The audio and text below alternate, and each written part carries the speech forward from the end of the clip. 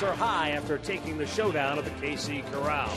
What could be better than a shootout to start September between two Central Division rivals and two of the best gunslingers in the game?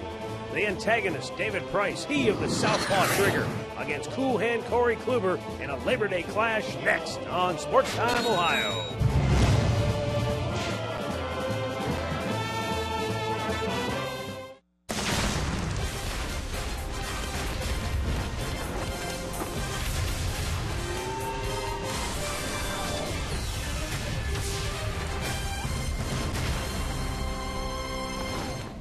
It was a late arrival for the Indians. They got home just about 12 hours ago from Kansas City, but they're ready to tangle today with the Detroit Tigers here at Progressive Field.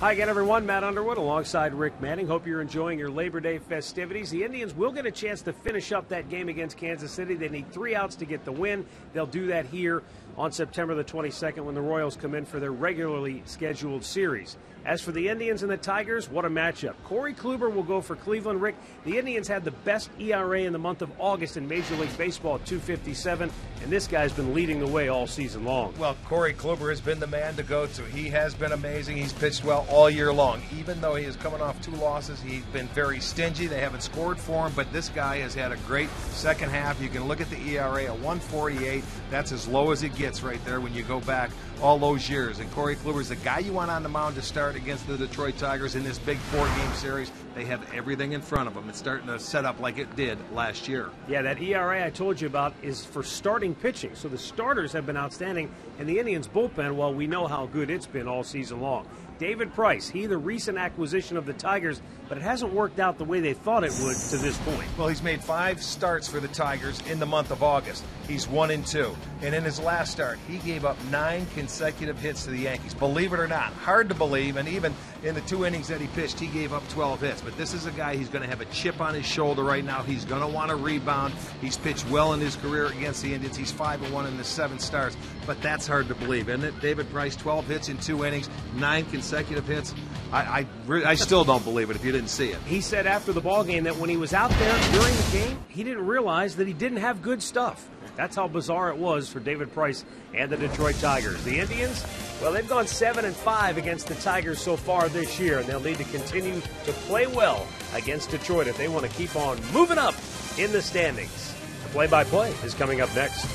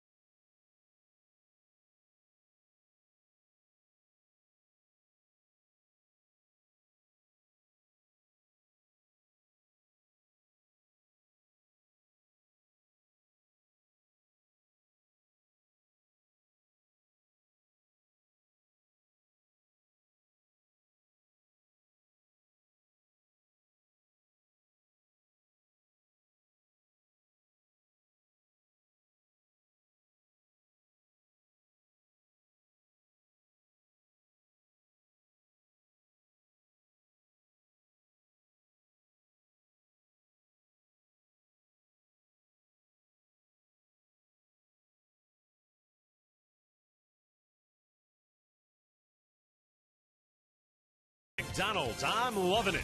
By your local Toyota dealers. Visit buyatoyota.com. Toyota, let's go places. By Panini's. Get overstuffed at Panini's Bar and Grill. And by Jeep. Visit Jeep.com to learn more.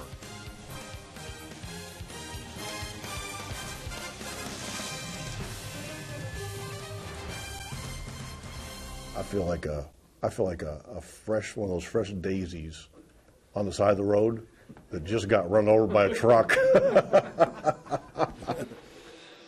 The Indians it was a late night. They had a long game in Kansas City. They got into the 10th inning. They had the lead going to the bottom of the 10th, and the rains came. Then an hour later, they banged the game, and then they had to load up, fly home. So by the time everybody got into their beds last night, it was almost 5 o'clock in the morning, I'm sure. Well, they're going to come back and be ready to go. I mean, this is how you do it. This is the season of Major League Baseball. But I'll tell you what, it was another good game last night, wasn't it? Well, Lonnie Chisenhall really was the hero after Cody Allen had given up a home run to Alex Gordon in the 9th inning that tied it. Lonnie comes right back in the 10th, puts the Indians in front. I love it. He came down an 0-2 pitch. And by the way, how that inning got started, they should have been out of the inning. There was an error. And it kept it going, and they ended up scoring. But, since the 9th of August, 13-5, you can see their series record. They're not averaging. They're averaging 3.5 runs a game. But the starters have been terrific. The bullpen has been terrific as always. So I'll tell you, you got to be pleased with the way they're going. And right now, it's with their starting pitching and their bullpen. Just get them a couple runs early, and it seems like it's been able to hold on. Boy, you got to love it. Well, you remember earlier this year, the Tigers came in here. They had a debacle, a travel debacle like the Indians. Coming out of Boston. Coming out of Boston. They didn't even leave till the day of the game. Right. They got here about, maybe an hour and a half, 2 hours before the game started on that day. And the Indians took it to them. Hopefully the Indians won't suffer the same sort of malaise that plagued the Tigers back then. With more on how the Tribe is feeling as we approach game time here this afternoon, let's bring in Katie Witham. Well, Matt, I think the only players that were smiling when I walked in the Well, apparently we're having some problem with Katie's microphone, but I know she did go into the clubhouse, and she spoke with a number of the players. Do we have any sound from the clubhouse? Here's our Here Right Audiology sound of the game. Sometimes scheduling isn't the best, and we had a lot of stuff going on last night with the weather that pushed our flight back an hour and a half, 2 hours, and we're coming in today for a day game. The teams we play are helping us out for if we get a couple wins against them, it looks good for us to make the playoffs, and that's what it's all about. And like I said, we get to control our own destiny. Originally that was a 1 o'clock starting time in Kansas City. That was moved to 8 o'clock because of a national television. Well, Rick, I think the point that's being made here today is that if this is June or maybe July, it's one thing. But there's a lot on the line. It's already September as of today. So where you normally might be dragging and feeling a little beat up today, you're going to get a little bit of a surge of adrenaline, aren't you? Yeah, they're going to get and it's right there. They couldn't have a better team they're playing against than the Tigers because, they know they have to beat them. The Tigers embarrassed them last year. They're doing a good job against them this year. We couldn't have a better matchup going for today's game. You've got Price against Kluber. It all matches up. It should be a winner. And the other good news to point out is that Corey Kluber did not have to stay and wait around with the team last night. He took an earlier flight home, so he got a good night's rest here in Cleveland, and hopefully that will prove helpful for him this afternoon against the Tigers. So odd to get used to this 4 o'clock game. It's not nighttime. It's not quite daytime. Beautiful afternoon. It's been warm and muggy most of the day here in downtown Cleveland. The annual Labor Day weekend air show has been going on, so we've had the Blue Angels buzzing the tower a few times. We're ready for baseball as Corey Kluber takes the hill. Here's the starting nine for Brad Ausmus and the Detroit Tigers, brought to you by Toyota. Ian Kinsler leading it off, followed by Torrey Hunter. Miguel Cabrera batting third. He's been bothered by a bad foot. Victor Martinez in the cleanup spot. He's at first base. J.D. Martinez, Nick Castellanos. Then it's Alex Avila, Eugenio Suarez, and Ezekiel Carrera. GMC starting pitcher is Corey Kluber, making his 29th start of the year. His record is 13-8 and a brilliant 2.52 ERA. Third in the league in strikeouts behind David Price, 213 on the year. He's won his last 5 home starts. And when you look at his numbers this year, he's 7-2 with a 2.45. So he has been brilliant at home, and hopefully he can continue that. This will be his 4th start against the Tigers. He's gone at least 7 in every every start. So that's a good sign. Hopefully he can do that again today. Let's check out the defense behind Kluber this afternoon. It'll be Brantley in left field. Bourne is in center. Aviles gets a start right. Chisenhall at third. Ramirez at short. Kipnis at second. Santana at first with Gomes doing the catching. Defense brought to you by Kia. Adrian Johnson will call the balls and strikes. Mike Everett is the crew chief. He'll be at first base. Tom Woodring at second. Chad Fairchild down at third.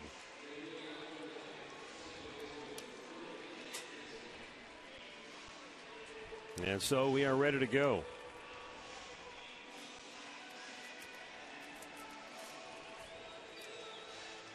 Corey Kluber, who has anchored this Indians starting rotation really all season long. And this is a Cleveland starting rotation that since the All-Star break has a 2.72 earned run average. This starting rotation has a 1.97 ERA in their last 19 games. That includes last night. First pitch in there for a strike.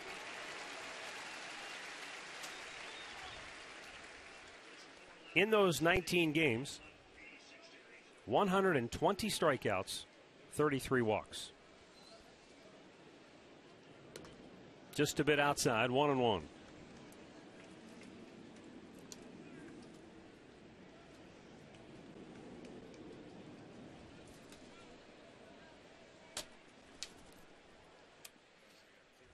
Now the 1-1. Popped him up. It's back and in the seats.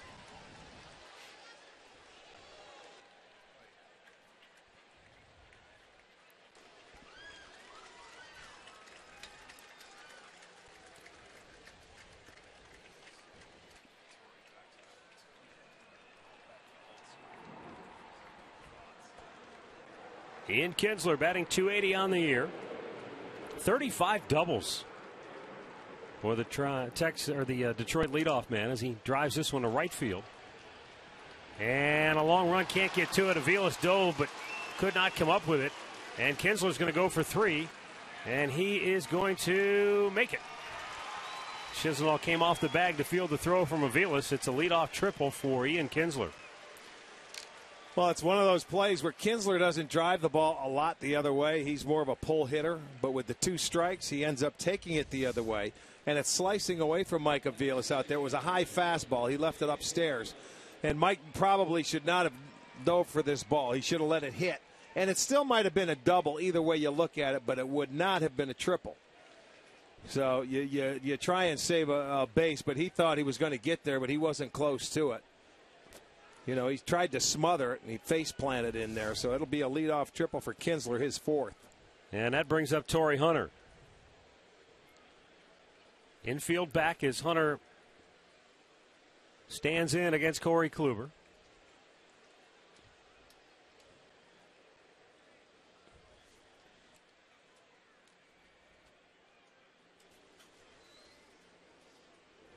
And it's outside for ball 1.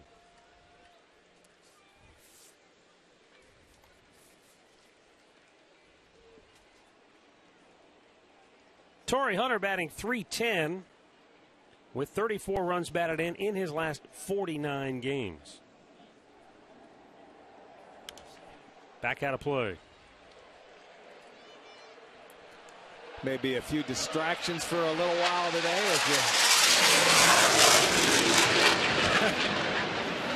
I mean, they are right above the stadium here. Wow. You can tell it's Labor Day. That was an unbelievable roar. Holy mackerel. I'm glad we've got headphones on. What? I can't hear you. Huh? Now the 1-1. Slowly chopped in foul, and now Kluber. Chance to go for the strikeout. Yes, indeed. And right there, Hunter's just trying to get ground ball, do anything he can to get it in play so he can get that run home. Hunter has only struck out 74 times in 444 at-bats this year.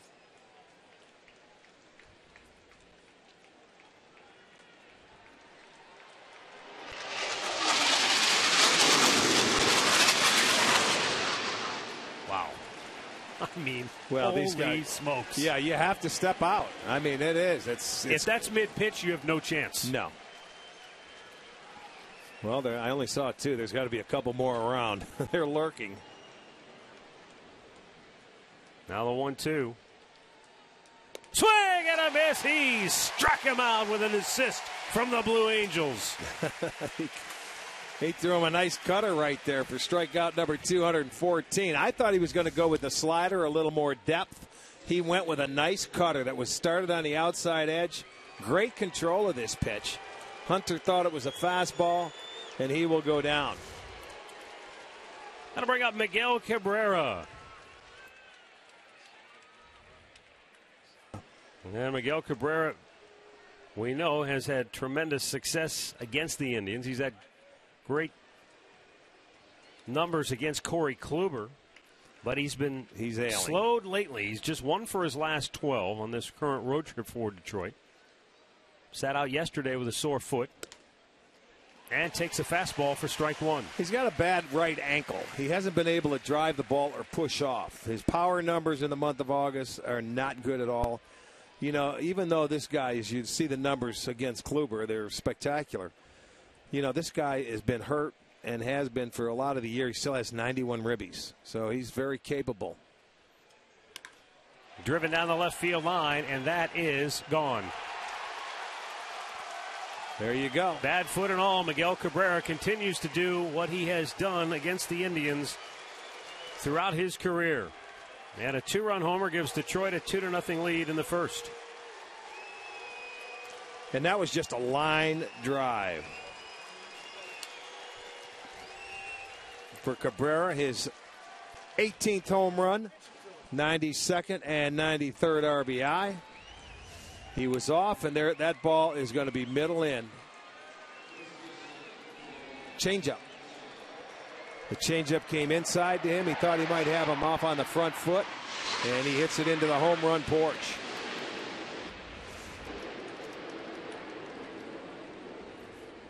Now Victor Martinez. Victor Martinez, like Miguel Cabrera, has really done a number on the Indians this year, batting .350 in 58 career games against the Tribe with 22 doubles, 47 runs batted in as he looks at a ball up high. And because he's having the kind of year he's having, it makes it a little bit tougher. It gives teams more reason to pause when thinking about pitching around Miguel Cabrera or just intentionally putting him on base. Well, that's true. You're only as good as the rest of the guys around you in that lineup, and Martinez has been great this year. Cabrera has struggled physically, but when he sees Kluber, I'll tell you what, for whatever reason, something goes off. And what a career and a year he's had against Corey. Right-handed hitters, it's not that easy. For Cabrera, it is. Down low, 2-1.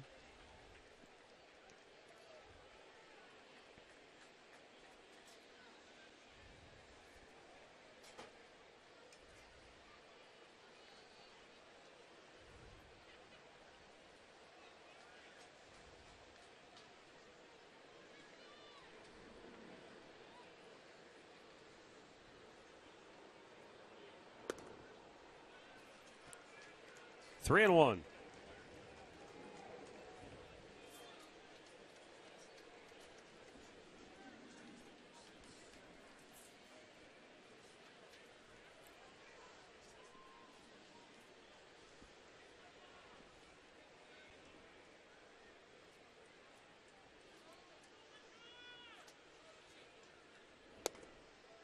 And a strike call to full count.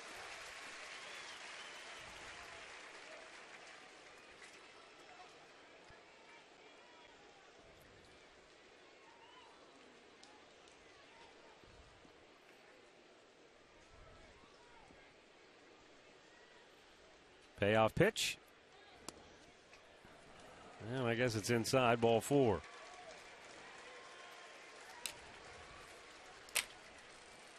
Take a look at our keys to the game, brought to you by Wayside Furniture. Opportunity for the Indians. Try to get some runs on the board early against David Price and play sound defense behind Corey Kluber. J.D. Martinez will be the batter.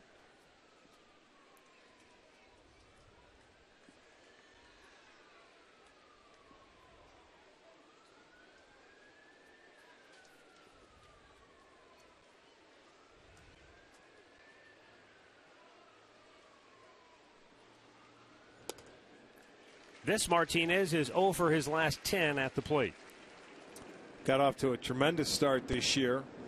Did J.D. He's sort of leveled off a little bit, but you look at his overall numbers, still over 300, has 17 homers, 59 RBIs, 27 doubles, so he's fit in nicely as a right-handed bat behind Victor Martinez.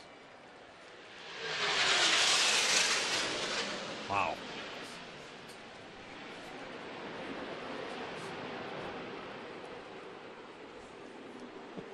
One and one the count on J.D. Martinez. Indians came out of the All-Star break and beat the Tigers 3 straight before dropping the series finale in the Motor City. First meeting since then. Ripped to left field, another base hit. It's 3 hits in the first frame for the Tigers off Kluber. And they've got 2 on, still only 1 out. Let's take a look at the pitch on our Nissan pitch tracker and see the location. They want it away. This ball creeps back over the plate. Same thing that happened with that changeup to Cabrera. He has been upstairs in the strike zone here in this first inning. He hasn't been down where he normally is.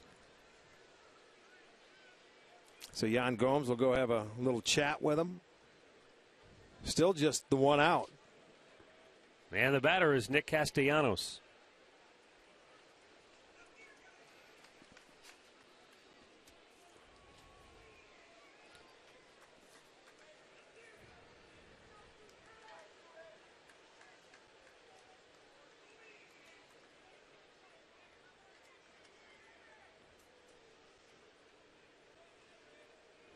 Swing and a miss.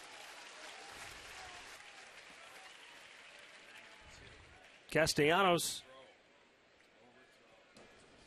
3 hits and 13 at-bats on this current road trip for Detroit.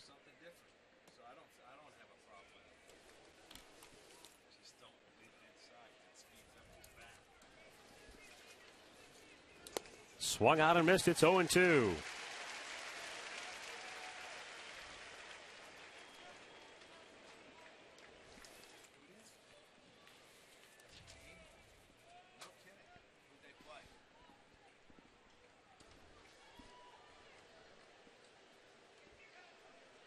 Kluber trying to take care of Castellanos and get out of the inning. The 0-2 is a little low. Game time temperature here today, 86 degrees. I can't remember the last time we had a game time temperature that warm. We haven't had them all year, even in the heart of summertime. Yeah. 2 on, 1 out, and a slow chopper to short. There's 1 on the first. Double play. Tribe turns 2 behind Kluber, but not before Miguel Cabrera puts 2 on the board for Detroit. And the Tigers grab the early lead.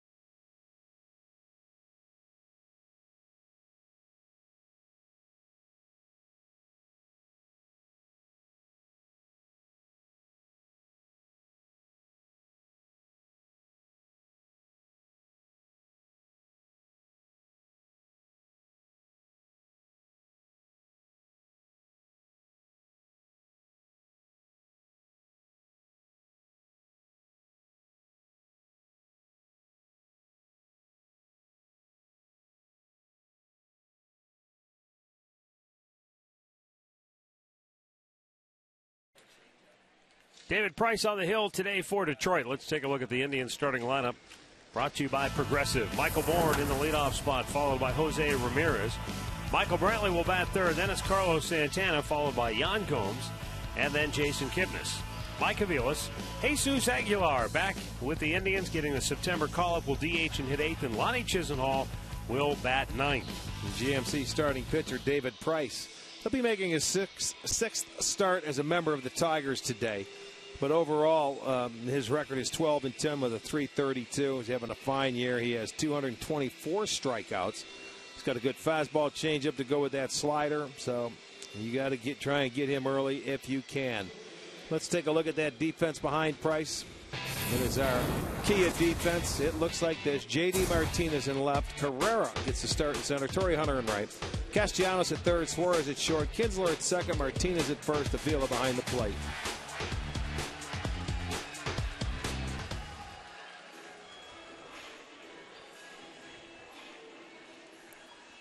So Michael Bourne ready to lead it off for Cleveland.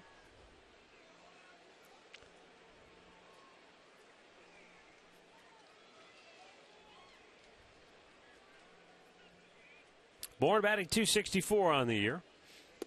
And Price with a fastball in there for a strike.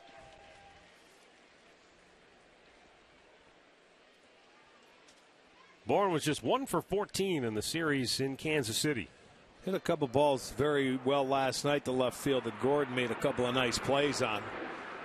Going up against the left-hander Danny Duffy, who can get it up there in the mid-90s. So that was a pretty good lead-in to what you're facing this afternoon. Well, that's what I was going to ask you, Rick. When you haven't faced a guy like Price all year long, what kind of trouble does that present for the hitter when you haven't seen a guy for? You haven't. We faced him, I think, starting last year, that early first last road year. trip. But you got to find the arm slot. You got to get used to where he throws from. He's a taller guy. You know, they don't have a good book on him. He's made 7 starts against the Indians, but he is 5-1. So I just say look for that fastball early. A routine pop to left. 1 away. Well, you go back to his last start in which he got just throttled by the Yankees. And conventional wisdom says, well, the Yankees have a book on him. They faced him enough from his time in Tampa that they went up there at least comfortable. I'm not saying they knew they were going to hand him his lunch. Right. But they're comfortable just like the Indians would if they were facing a Justin Verlander. When you've seen a guy 6-7 times a year for a number of years, you feel a little more comfortable facing him. But the Indians are on the other end of the spectrum here today against Price. That is true. But the thing of it is, you just get up there that first time through, see as many pitches as you can. He's going to strike guys out. I mean, he's a quality pitcher. Cy Young in 2012.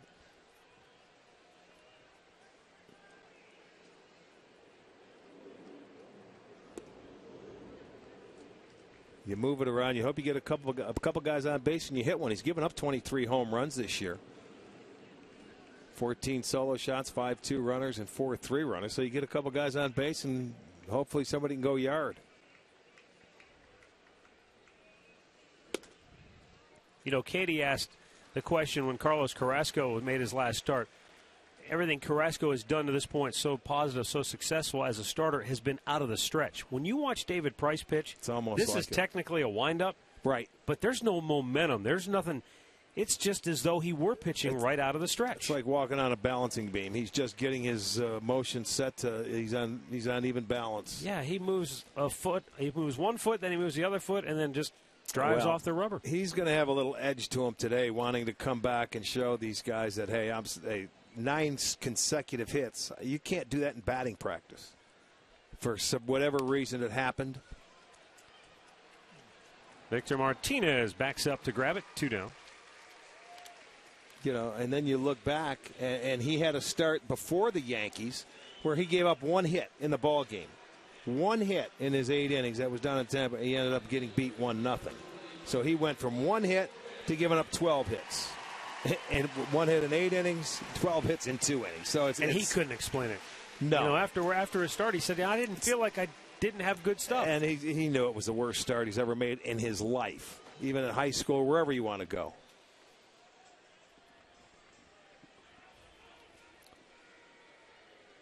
But he says, hey, I know one thing. I'll be back again, and I'll turn it around. So the Indians, they will have their work cut out for them today. Inside ball one to Michael Brantley. Brantley has picked up a hit in 4 straight now. You know, as we mentioned in the open, too, the offense hasn't been very big and prominent for the Indians because they're averaging 3.4 runs since August 9th. Right back up the middle, and the Indians have a base runner. 2-out single by Brantley here in the first. Yeah, welcome home, Michael Brantley. Back home where he loves to hit and has had a terrific year this year, hitting .343 at home. Takes it right back up the middle. A nice approach. Well, up comes Carlos Santana.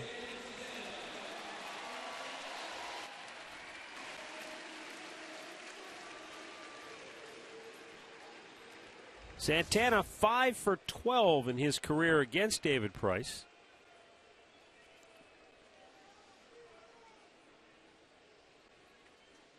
And Santana has also collected a hit in each of his last 3 games.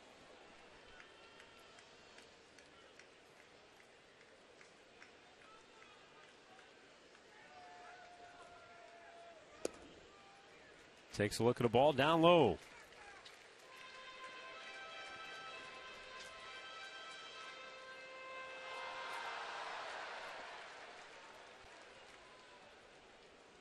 The first day of September, the Indians with 70 wins, Detroit with 74. Tigers just a half game behind Kansas City in the standings. Santana sends a high drive, deep center field. Carrera back at the wall. He can't make the play. Coming around third will score is Michael Brantley. And Santana into second base with a 2-out RBI double.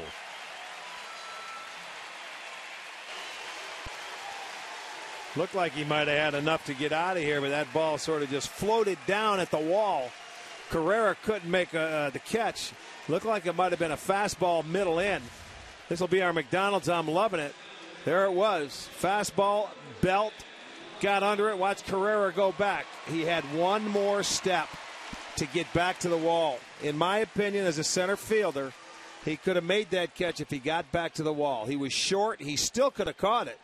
He thought he was going to hit the wall jumping up. He had another step to work with, so a break for the Indians right there.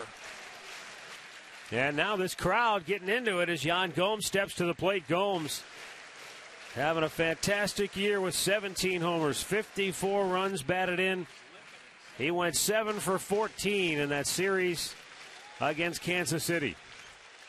And that was after missing a full week of action on the concussion disabled list.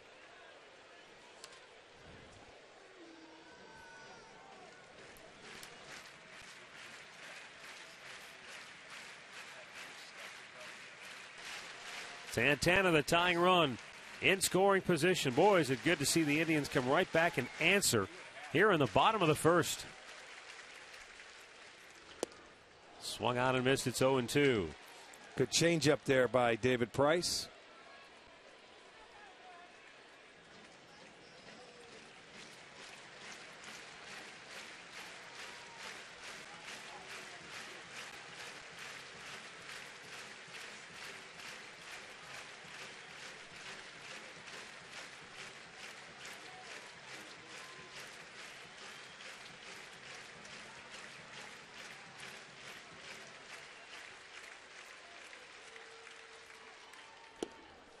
Strikes him out to end the inning. But Carlos Santana gets the Indians on the board here in the bottom of the first. 2-1 Detroit after an inning.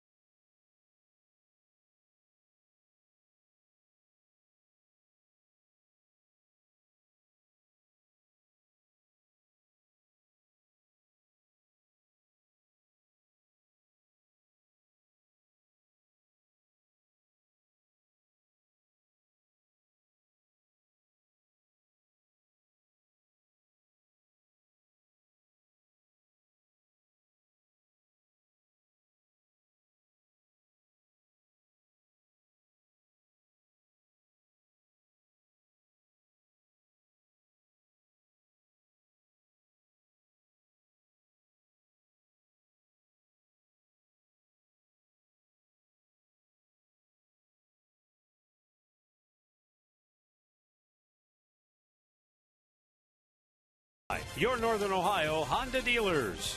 By the Cleveland Clinic. Call today for an appointment today.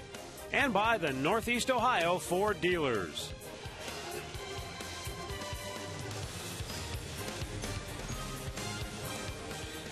Detroit with a 2-1 lead as we go to the second inning. Bottom third of the Tigers' order due here. Alex Avila will lead it off.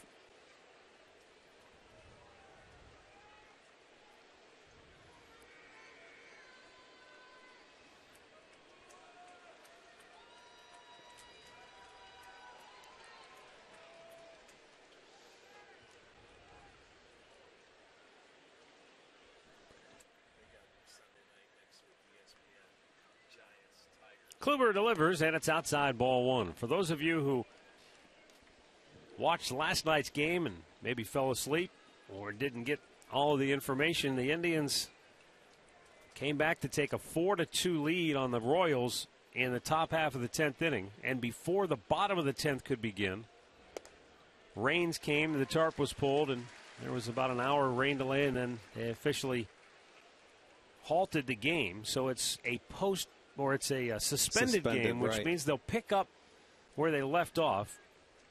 And they'll do that in Cleveland now on September the 22nd, prior to the start of a 3-game series between the Indians and Royals. And so Cleveland will Kyle Crockett was warming up, so he was announced as the Indians' new pitcher. So he'll either start that inning, or somebody other than anyone who already pitched in that game could start that inning for Cleveland. And they'll need 3 outs. If they get 3 outs, then that game's over. It's official. Indians get the win, and you move on to the regularly scheduled game. And I find it hard to believe that you can use even the guys that are called up in the month of September. They are eligible. Game. They're eligible for the game. Mm-hmm. And that's, you figure it's the last day before you can open up the rosters to 40, being September 1. 3-1 pitch. Yeah, there are a lot of ins and outs to what happened last night that you just don't see very often. First of all, games rarely, if ever, get suspended anymore. No, that's true. You don't have the so-called curfew rules that you used to have in a lot of places. And teams only make one trip into a lot of cities, too. And that's not the case here, but we don't go back to Kansas City. And so, therefore, there are no off days available. Exactly. 3-2 pitch. Out of play. Yeah, it's strange, but it has to be done this way. They're coming in for a 3-game series, and the Indians will have to meet with the league to come up with a time on what they want to start that suspended game. Right. Because there's a game starting at 7 o'clock on Monday anyway. So in due time, we'll find out. Corey Kluber's payoff pitch. And it's low, ball 4. He's walked 2 already here today. Very rare for Kluber.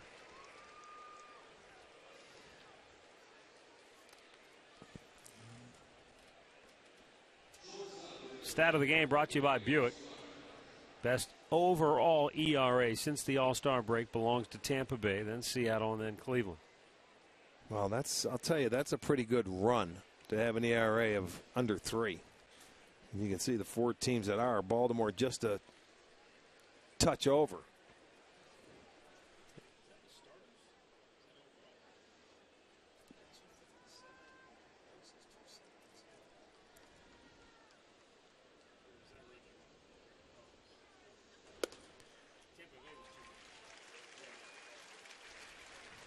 What's really interesting about that stat, and there's a lot of these numbers that can sometimes get confusing, but in the month of August, the Indians starters had an ERA of 2.57.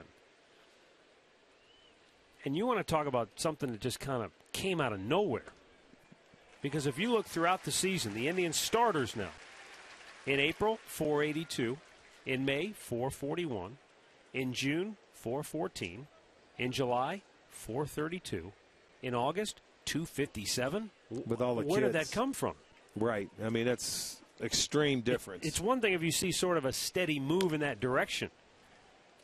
But to cut it by 2 runs? I mean, it's impressive. Very, very impressive. And as you pointed out, a lot of it has been done with guys who don't have a ton of experience. A track record. Yeah, it's all the kids. I mean, you look at the TJ House, Carlos Carrasco. Well, when you look the last 2 turns through the rotation, Kluber's got one of the higher ERAs at 4.05. And then Carrasco's got a 1.42. Bauer has a 0 ERA. Salazar, 0.82. This is over the last 2 starts now. So they're feeding off each other. And House has a 4.63. So they're feeding off each other. They're doing all the little things. I'll tell you what, they're back into it. They're feeling good about themselves. They've got a little swagger to them.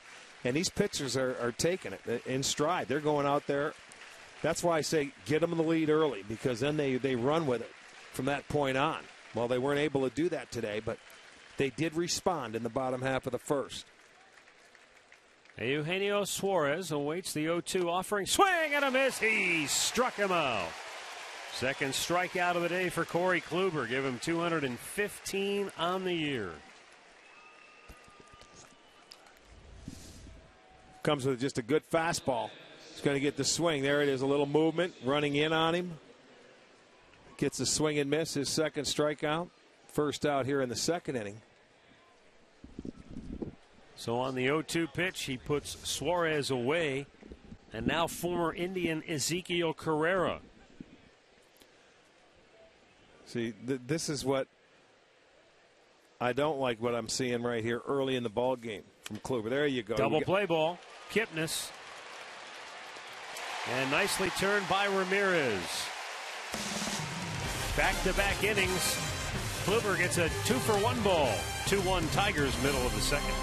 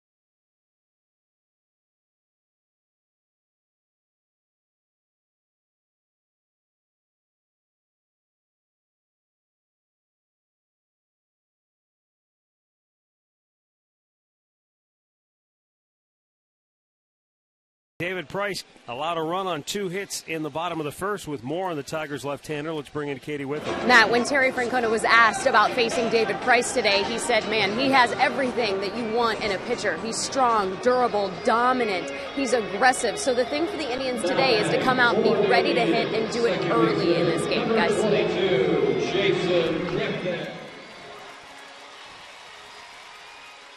You know, it's getting to that point in the big leagues. You almost say that every day. You know what I mean? As many good pitchers that are out there, you better be ready to hit from the first pitch on, or you're going to be in trouble. But from now on, this guy signed. He'll be with him next year. I guess we're going to get to see a lot of David Price. We've got, after today, 6 more games with the Tigers, 3 here, 3 there. So we'll probably see him one more time. Jason Kipnis, Mike Aviles, and Jesus Aguilar here for the Indians in the second. Inside, 1-1.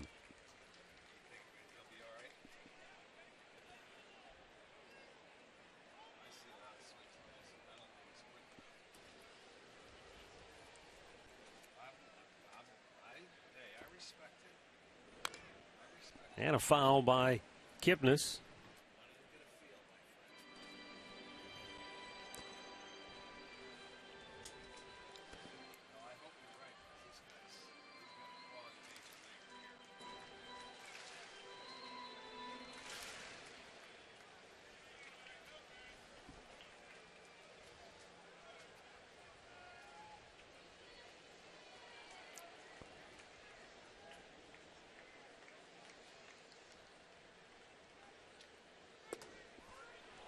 Kipnis takes a called third strike, second strikeout for Price, and there is one out here in the second inning.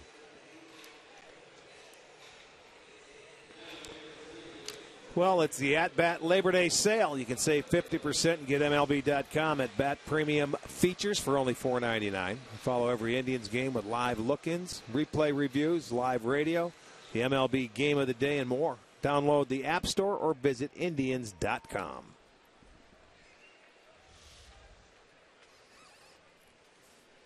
There's Mike Aviles.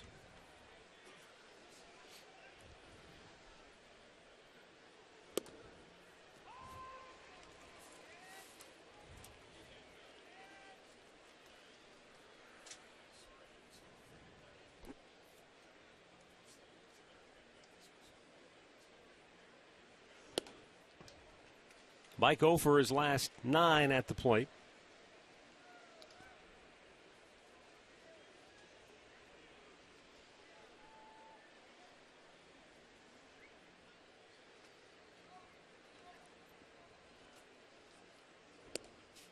Lays off, and it's 1-1. Or 2-1, rather.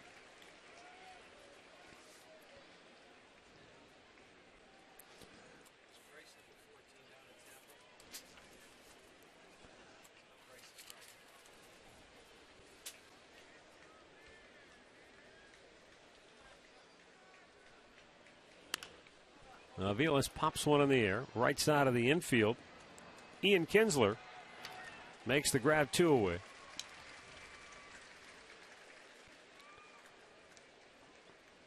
Don't forget, you can tweet your photos to us using the hashtag STOFanPhoto for a chance to have your picture shown during our telecast.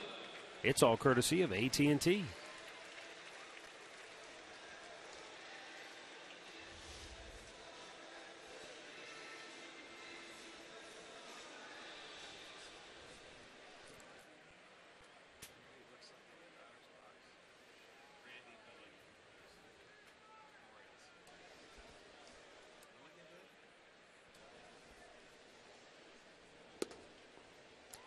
I'm sure one of the things that was attractive to Detroit when they made the trade for Price, among the obvious traits that David Price possesses, he's been pretty good against the AL Central in his career. Yes, I saw that.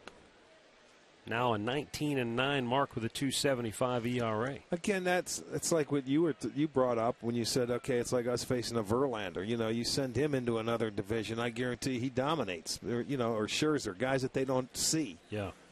You know, until they get around the league and you face them 5-6 times a year, it certainly helps. It's a comfort zone, I guess. When you only get to look at a guy once a year, twice maybe at the most, if you're unfortunate enough to get a guy like this twice, you don't really get a good idea or get a good book on him.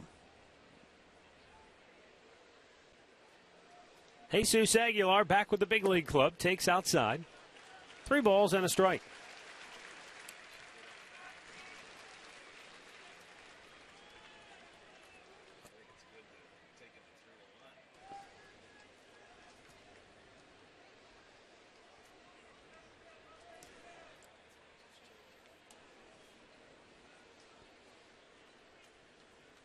Now the 3-1. Aguilar had a good rip at a fastball and a full count. Good swing right there, 3-1. He knew what was coming. He was ready for it, put a good swing and fouled it off. Elevated a little bit for him, but he was not right on it. Those are the ones you want to put in play. Well, he finished on a tear down at AAA. Last 21 games, he had 420. 5 homers, 13 driven in. Now the payoff pitch. Inside, he missed ball 4, and the Indians have another 2-out base runner.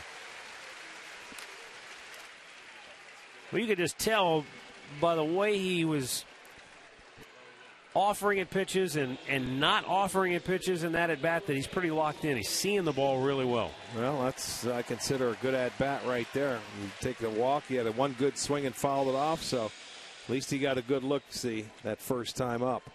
Now Lonnie Chisenhall.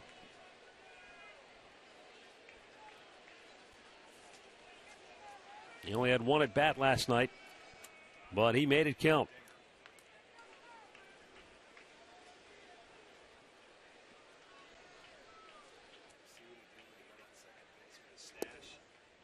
And a strike call on the inside corner.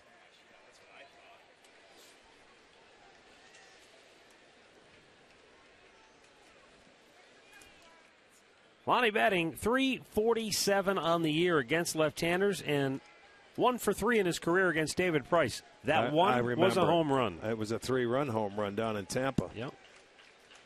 I remember that well. 1 ball, 1 strike. I'm sure David Price has recollections of it too, right? Sure. They don't forget. Pitchers are like elephants, man. They never forget.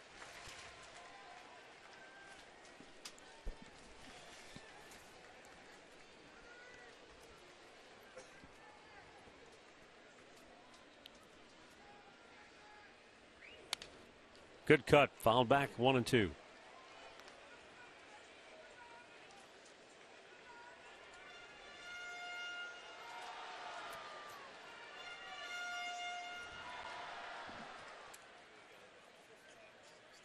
The slumping Oakland Athletics.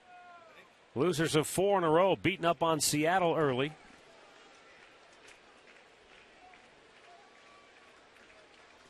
Angels are surging. They've won 6 straight to open a 5-game lead in the West. They just spanked the A's. Out of play down the left side. Yeah, Oakland on top of Seattle 5-0 in the second inning.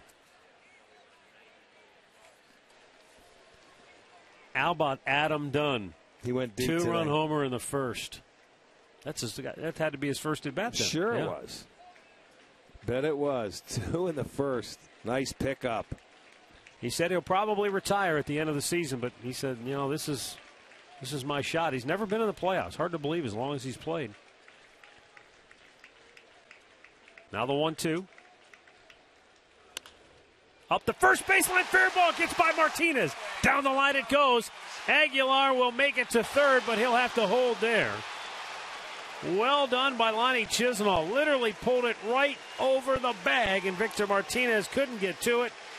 And now the Indians have a chance with 2 outs in the second inning. The only opportunity Aguilar would have scored on is if it got to the wall.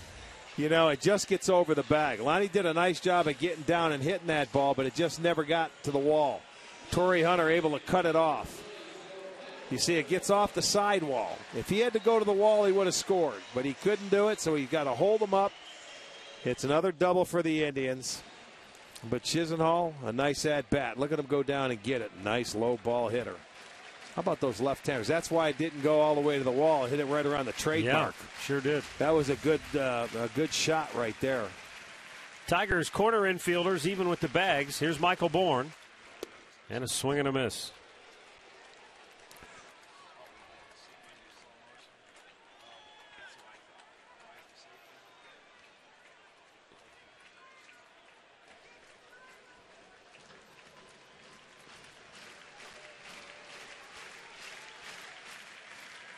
Aguilar at third, Chisenhall at second base. Broke his bat. Kinsler has to hurry, and he got him. So the 2-out double goes for naught. And after 2, it's Detroit 2, Cleveland 1.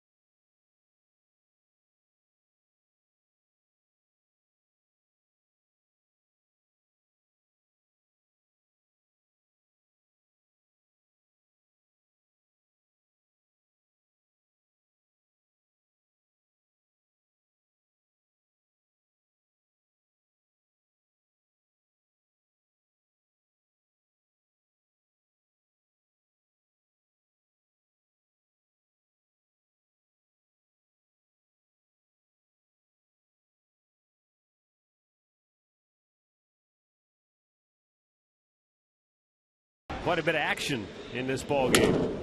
A couple of double play balls turned defensively by Cleveland to help Corey Kluber out of the first 2 frames. You know, he needed both of them because his last double play ball, we talk a lot when Kluber's on the mound about him getting outs on 3 pitches or less. Carrera was the hitter. That was his first out on, you know, let's say a first pitch or 3 pitches or less. So when he has to go to 4 or 5 pitches, that's going to, you know, maybe stop him from getting 7. But those double plays certainly help. He had a busy first inning.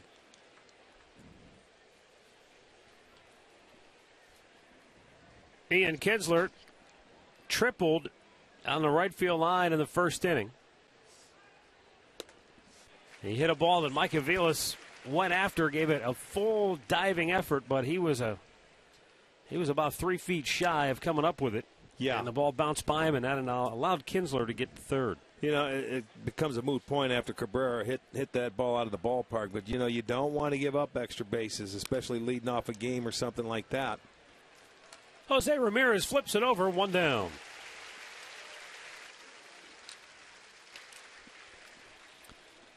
Here's a look at today's injury report brought to you by the attorneys at Elk & Elk. Anibal Sanchez, that's a big injury for Detroit. He was a key guy in their starting rotation. And Joakim Soria, they acquired him to help out with their bullpen problems. Joel Hanrahan, a guy they've been waiting to come back to help with that bullpen as well.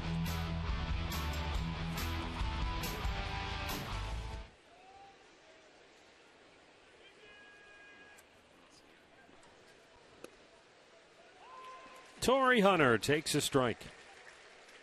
Went down swinging his first time up. At that point in time, you figure, okay, he got the strikeout when needed, man on third base. I was secretly hoping that he'd work around Miguel Cabrera. But he got that first strike on him. He worked around Victor is what he did. Yeah, but it was a little bit too late. Yeah, I know. Well, you know what? I think he tried something because Cabrera's numbers were so good against him. Tried something different where he threw him a changeup. Was Katie going after that ball? No, were you she was trying to Were you diving into the line of fire there? No, she was trying to get out of the way. Okay. But she went into the line of fire. Watch. There you go. It's going in there, and holy smokes, the ball was by her before she even ducked. Come on, Katie, you're quicker than that. I know it was a long day yesterday, but my goodness. Oh, gave him a shave with it, up and in. Hunter not happy. Understandably so. Hitters don't. Well, they sit away, and there it is. That's the old chin music, as Mudcat Grant used to say. Well, I'll tell you what, though, veteran hitters, and there's nothing wrong with that pitch. Torrey didn't say anything. He didn't react to it. He's going to back off, and I'll tell you what, though, he will lock back in. Veteran hitters, when you do something like that to them, they don't like it. He didn't react to it in terms of jawing or anything, but he did glare back at Kluber. Oh, yeah, you're going to wake him up now. 3-2 pitch. In the air center field. And Michael Bourne makes the grab. 2 down.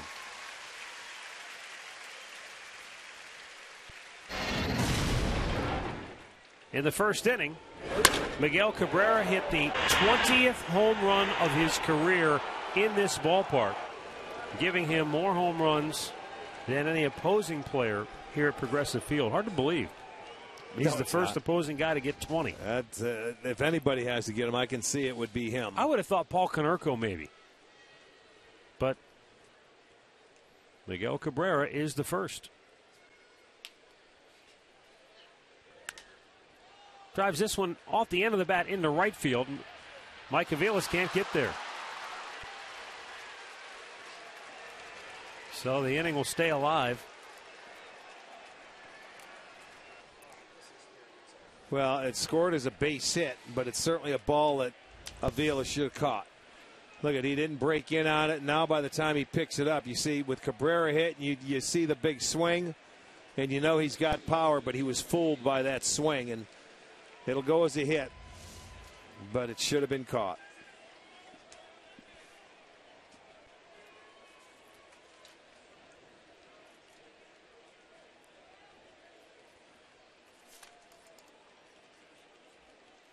I'm looking at a number against Corey Kluber. Right-handed batters this year that have homered off him. There have been 3. You got Cabrera here in the first inning. You got probably the next best right-handed hitter in the league, Abreu, against Chicago earlier this year. And then Marcus Semien, who's with the White Sox. He must have got him, too, on a fastball that he made a mistake, and that's it. All right, here's Victor Martinez, who walked in the first inning.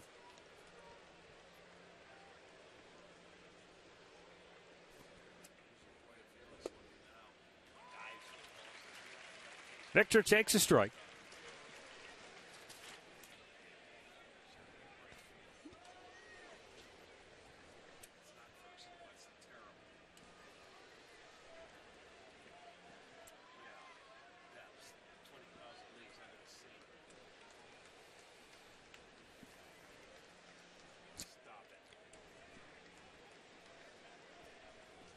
Corey Kluber has made a lot of pitches already. He's at 47.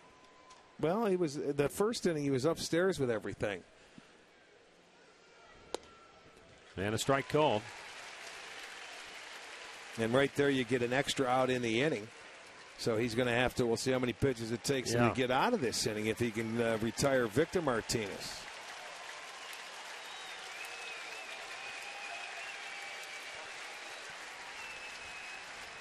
A 3-pitch out would be really big right here for Kluber. Well, he only has 3 of them today.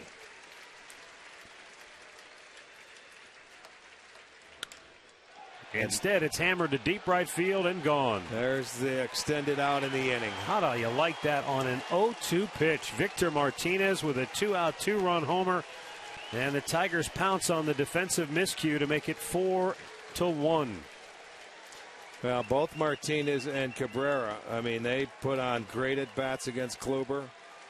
But an 0-2 pitch, he should have been out of the inning. And I'll tell you, you watched the Tigers play yesterday, and they look like a minor league team. They had 4 errors.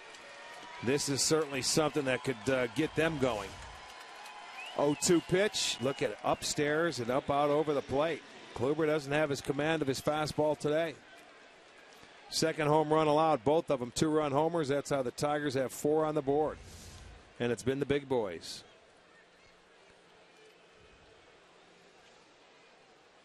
Number 28 for Victor. J.D. Martinez takes a strike.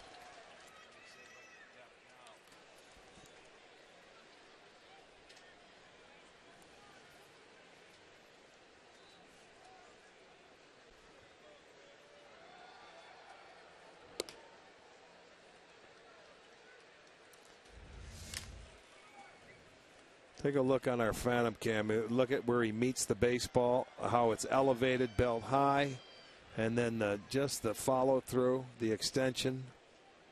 It's a pretty swing and very good results.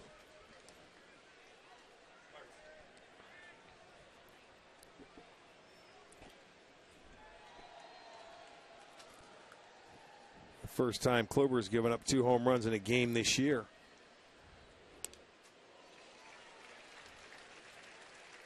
Two balls, 2 strikes.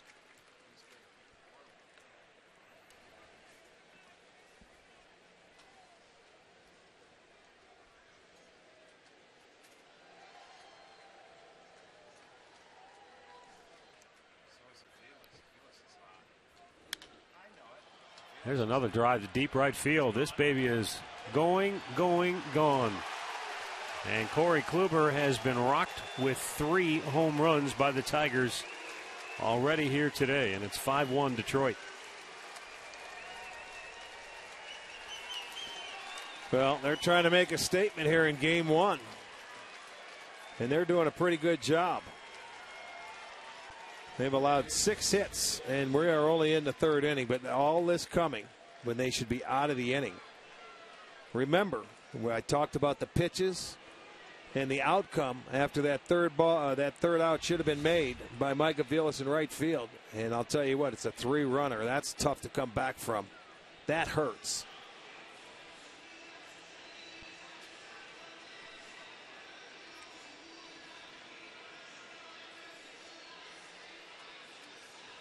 5-1 Tigers. Detroit still batting here in the third. And there are 2 outs in the inning. But it just appears like Corey Kluber didn't have it today.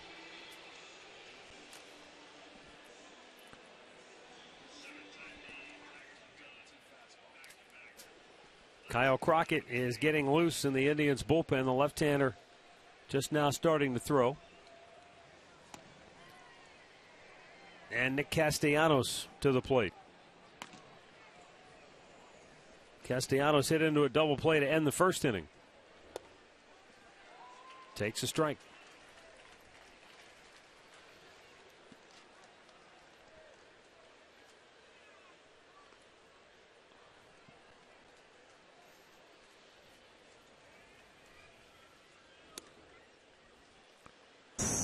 Take a look at the locations on the home run balls given up. There was a changeup that went inside. Cabrera just smoked it. There's a high fastball out over the plate to Martinez, and then about a mid-thigh fastball out over the plate to J.D. Martinez.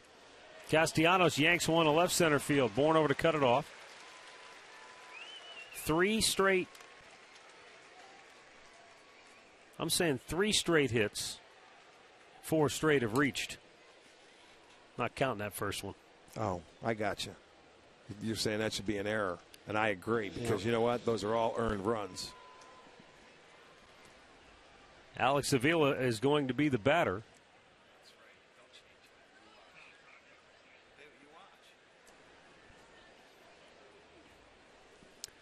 And right now, it's just a case of Yan Gomes trying to give Kyle Crockett some time to get ready.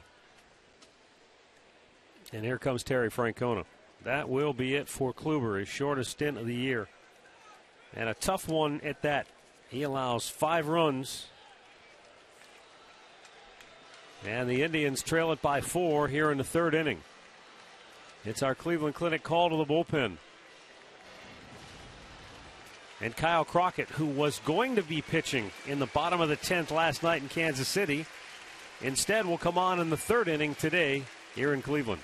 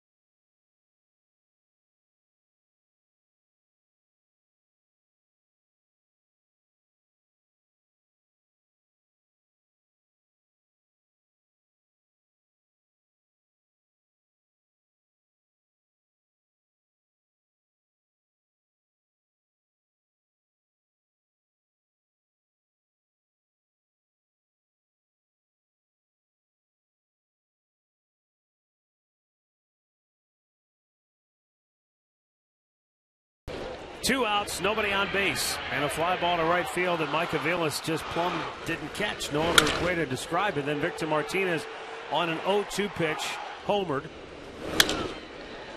J.D. Martinez hit a solo shot. And after the base hit by Castellanos, Corey Kluber's day is over. And so what should have been a 2-1 game with the Indians coming to bat in the bottom of the third is now a 5-1 Tigers lead. Kluber is out after 2 2/3 innings, and Kyle Crockett making his 34th appearance of the year.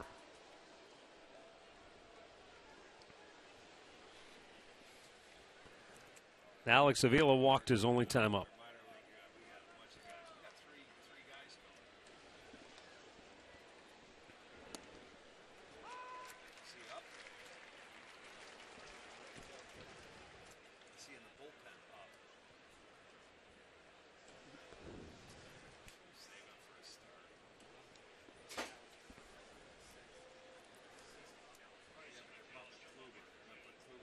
Breaking ball fouled off.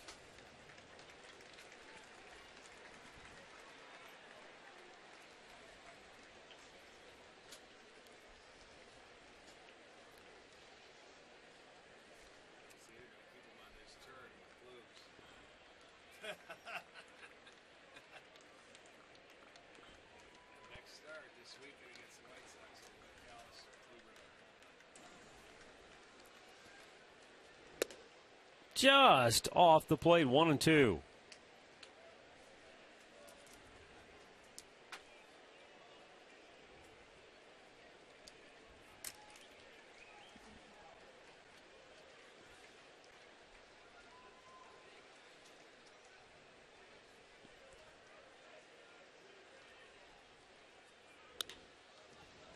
Rolls it to second base, and Kipnis will throw him out. The inning is over. Detroit does some damage, though, here in the third with the long ball, and they lead it 5-1.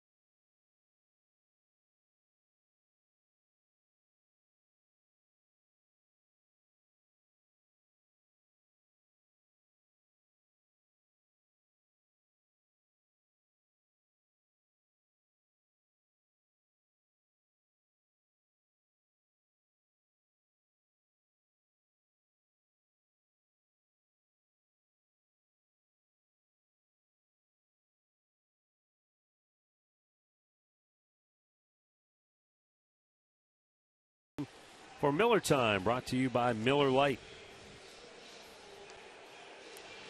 For Cleveland here in the third inning, Jose Ramirez, Michael Brantley, and Carlos Santana.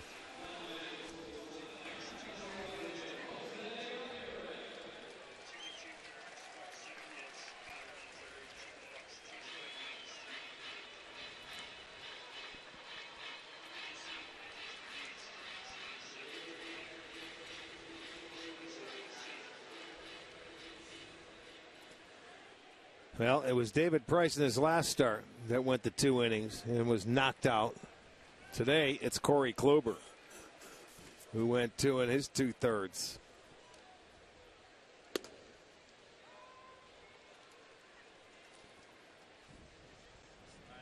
Well, we'll see if the Indians have any answer in them.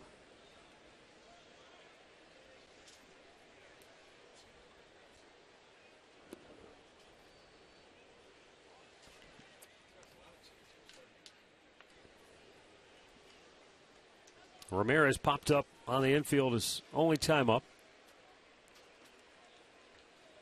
Hitting 4 straight games, 6 for 18 in his 4-game streak.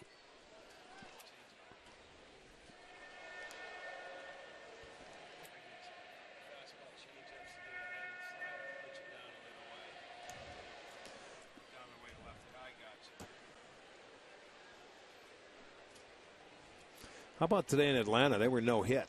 Yeah, combined no-hitter, the first one in Phillies history. Phillies got him. I think Hamill started that game with a couple other relievers. Swing and a miss. Ramirez down on strikes. One down.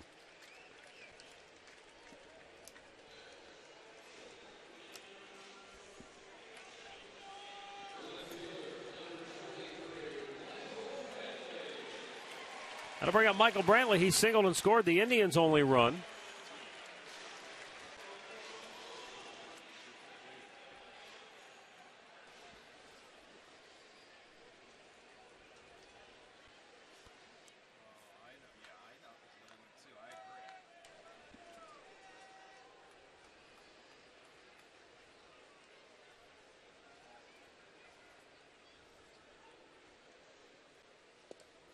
And a strike call to Brantley.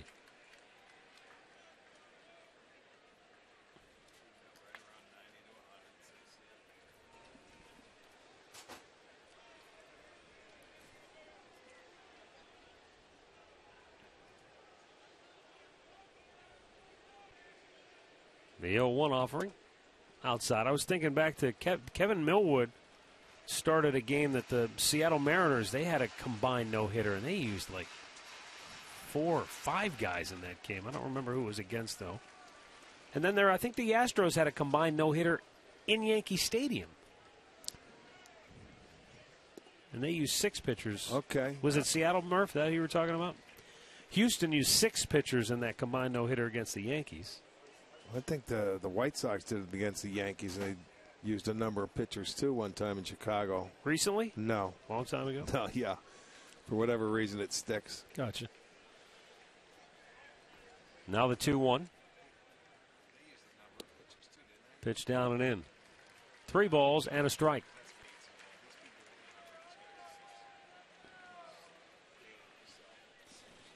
I just remember the one in Seattle because I've seen that picture in Safeco Field. And they've got the pitchers who were part of the game standing in front of the scoreboard with the line score behind them. And they've all got a ball, holding a ball with the number 0 on it. I gotcha. That's a really good picture.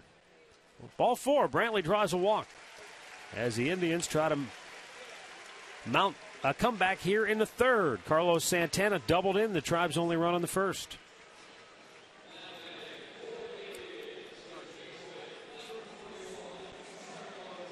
Six pitchers total in that Mariners no-hitter. Millwood went 6 innings and then 5 relievers.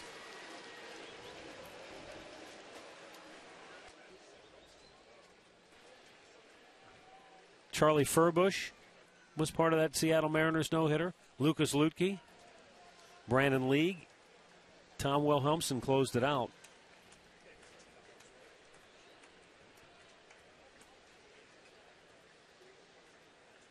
And Millwood did not get the win.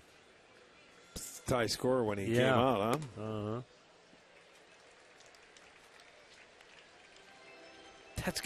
That's pretty bizarre. Who's the only guy to pitch in a no-hitter without a win? Only starter. Yeah, it's the only starter. Well, he probably isn't, though. Yeah, that's true, because if you don't go more than 5 or you don't go. Or if they don't have the lead, could, like you said, it could be 0-0 when you come out of the game. Sure.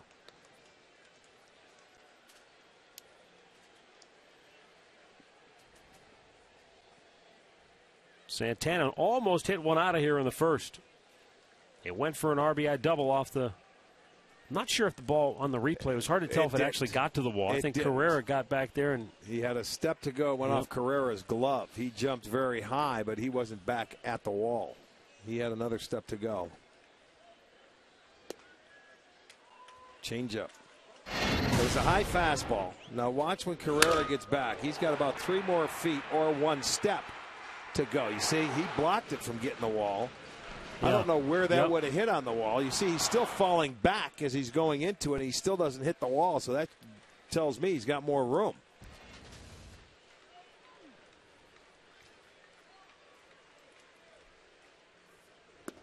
Down low, 2 balls and a strike.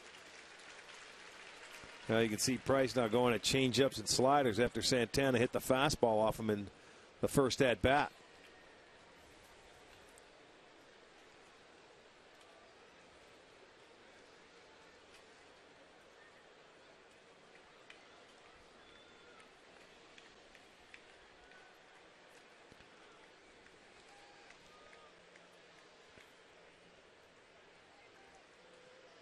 Outside again, 3 balls and a strike.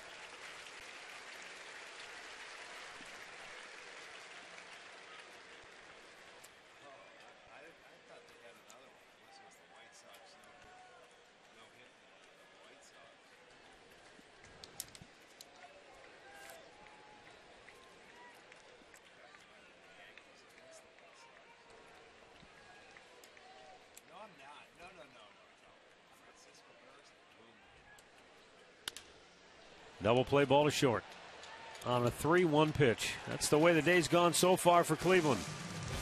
3 complete, Tigers 5, Indians 1.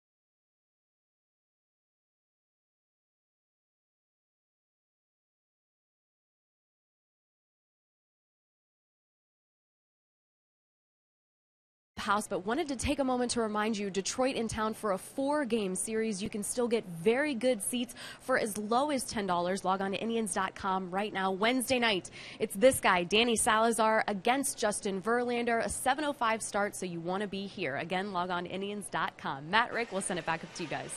All right, thanks a lot, Katie. And now more changes for Cleveland. First, we'll start on the mound where Zach McAllister takes over for Kyle Crockett.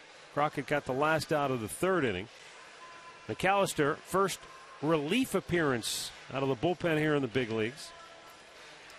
He did not fare well as a starter earlier this year and was trying to get things worked out down in AAA. And now Zach Walters has come into the ballgame, taking over for Mike Aviles in right field. Walters had played a couple of games in left field. He's been a DH most of his time this year here in the big leagues, and Katie will keep us surprised on the status of Mike Aviles. Not sure if he left the game because of an illness, injury.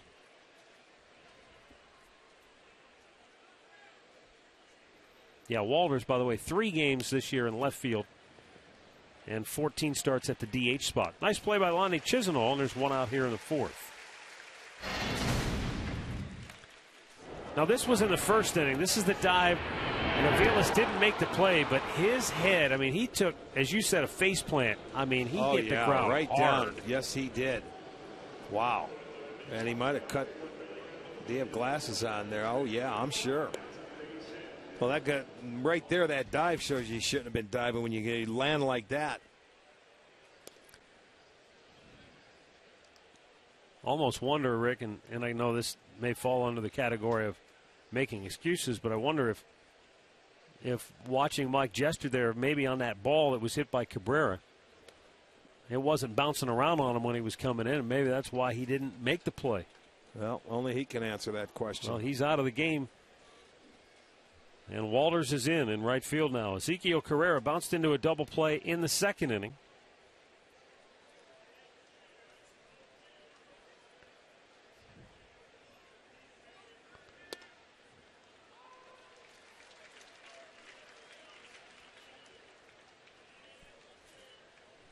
2 balls and a strike.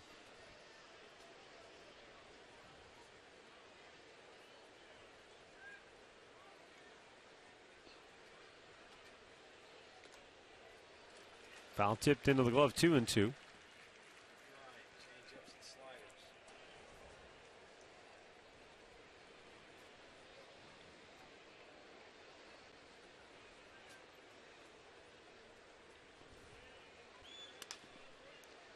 By the mound, Kipnis short hops it, fires to first, 2 down.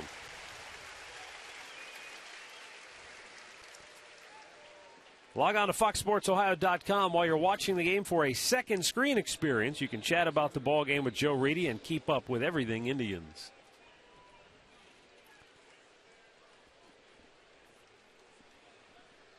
Two down for Ian Kinsler, who tripled in a run, or who tripled and scored a run, I should say, in the first inning. Grounded out his last time up.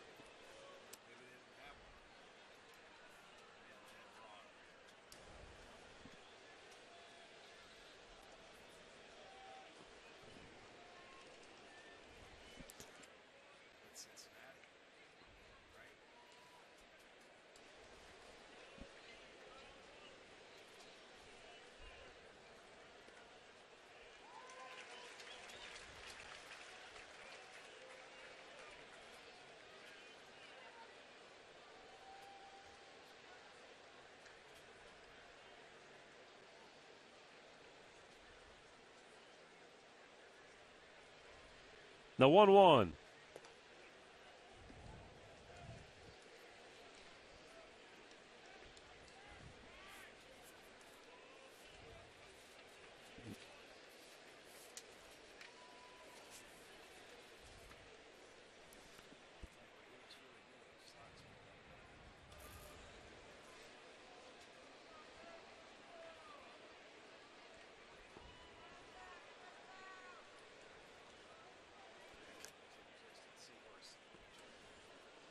Here's a 2-1 pitch.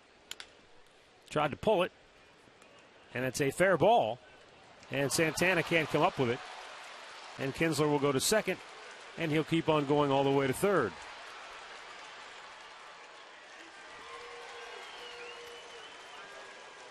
Well, it was a fair ball inside the bag. You could see where Chad Fairchild made the call.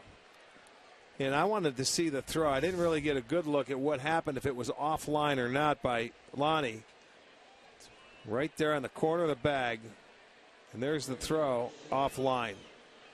So Santana couldn't scoop it or pick it up, and it gets by him, and Kinsler goes all the way to third. So I'm sure that Chisenhall will get the error.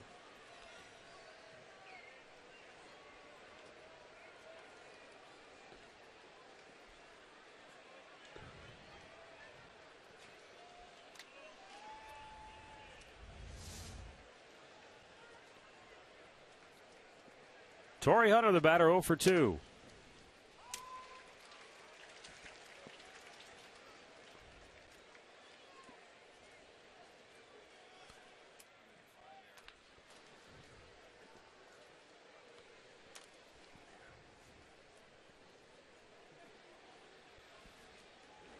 Swing and a miss, 0 and 2.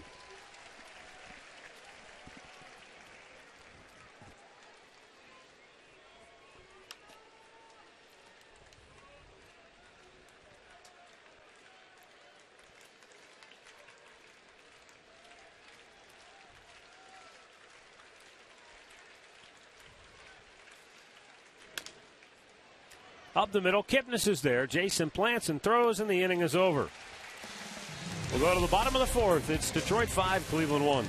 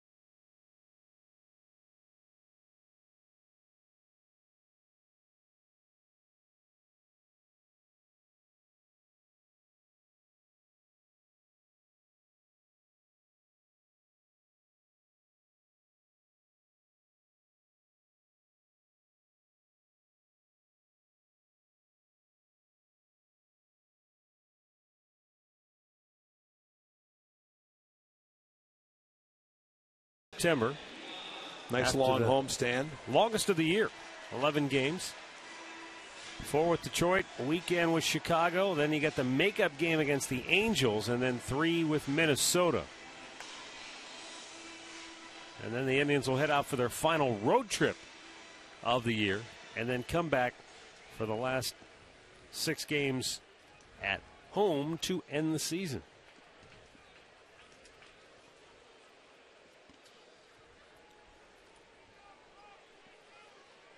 So a lot of baseball still to be played.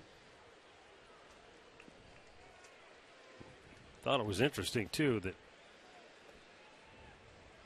a year ago, after 134 games, the Indians were actually farther out than they are this year.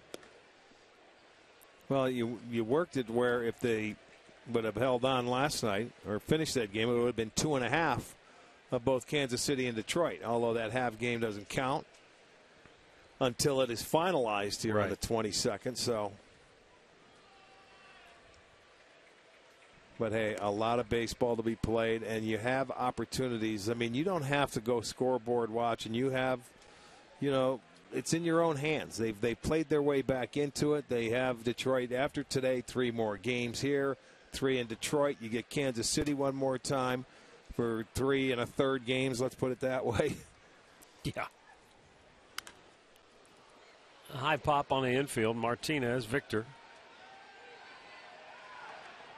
1 down.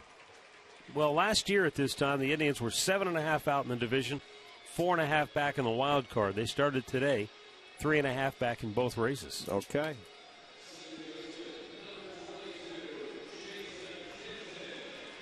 It's just that when you're in pursuit, every loss seems to be tougher. They're all tough. You know what? You're right. When you're down and you've got to pick them up and you're playing a division foe, it's like a 2-game swing. But you can't win every game. I mean, you got to realize, hey, you go out and give your opportunity to win games. That's a nice job by Kipnis to get a base runner and get them started. They lead the league in bunt base hits. You're not going to go undefeated. So it's to the point where you try and win series.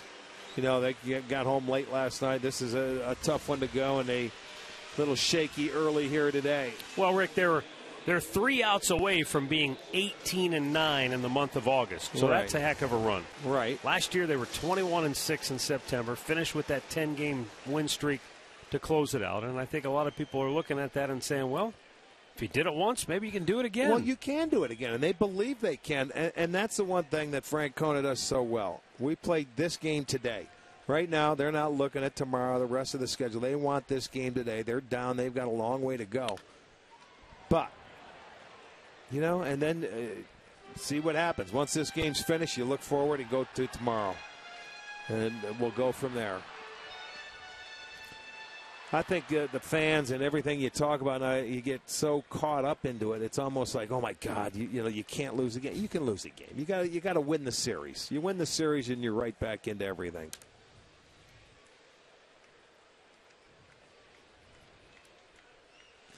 But it is interesting because you're running out of games now. What do we got? 26 games left after tonight or today.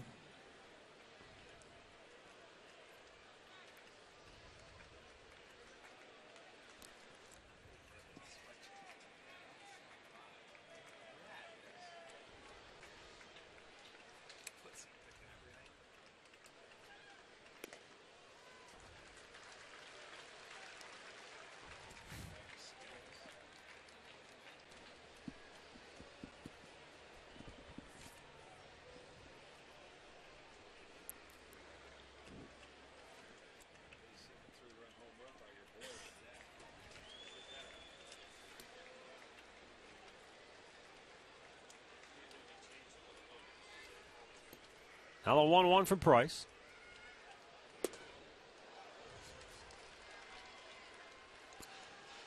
He gets ahead of Walters, who's trying to snap an 0-for-7 skid at the dish.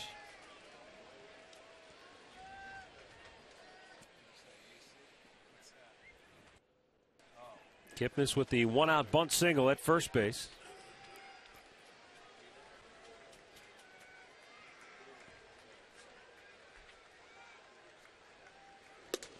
And Walter strikes out. 4 Ks for Price, 2 down in the 4th inning.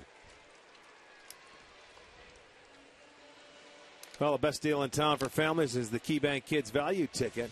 Available every game left here at the ballpark. Each kid receives $15 for free to use on concessions or merchandise. Visit Indians.com/kidsvalue and purchase your tickets.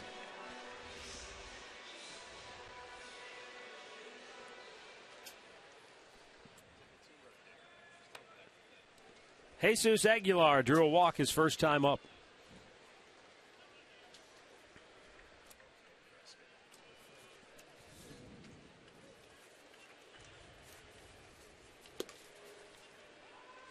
This is Aguilar's 3rd stint with the big league club this year. He was with the Indians for a few days in May, and then also came to the club on May 27th, stayed through June the 6th.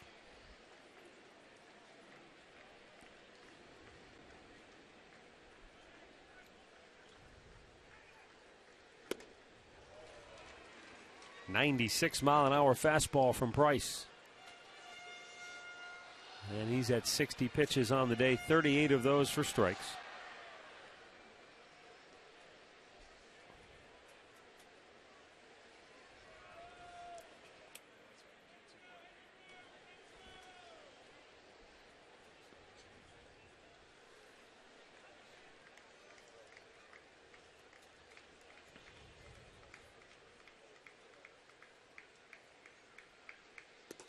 And he waves at it to end the inning.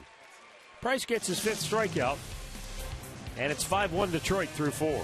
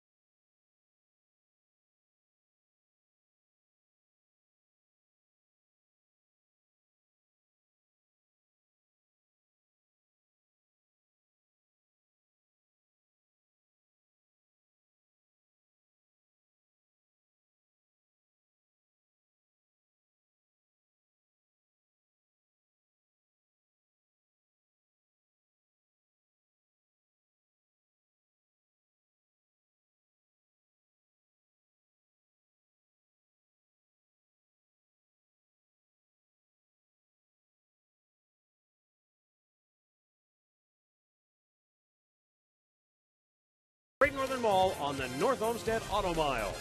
By Levin Mattress, located in all Levin furniture and freestanding locations.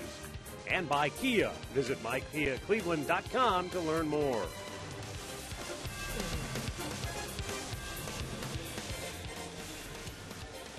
All right, we're going now to the 5th inning. Zach McAllister will stay in the ballgame after working a scoreless 4th. Miguel Cabrera, Victor Martinez, J.D. Martinez due for Detroit.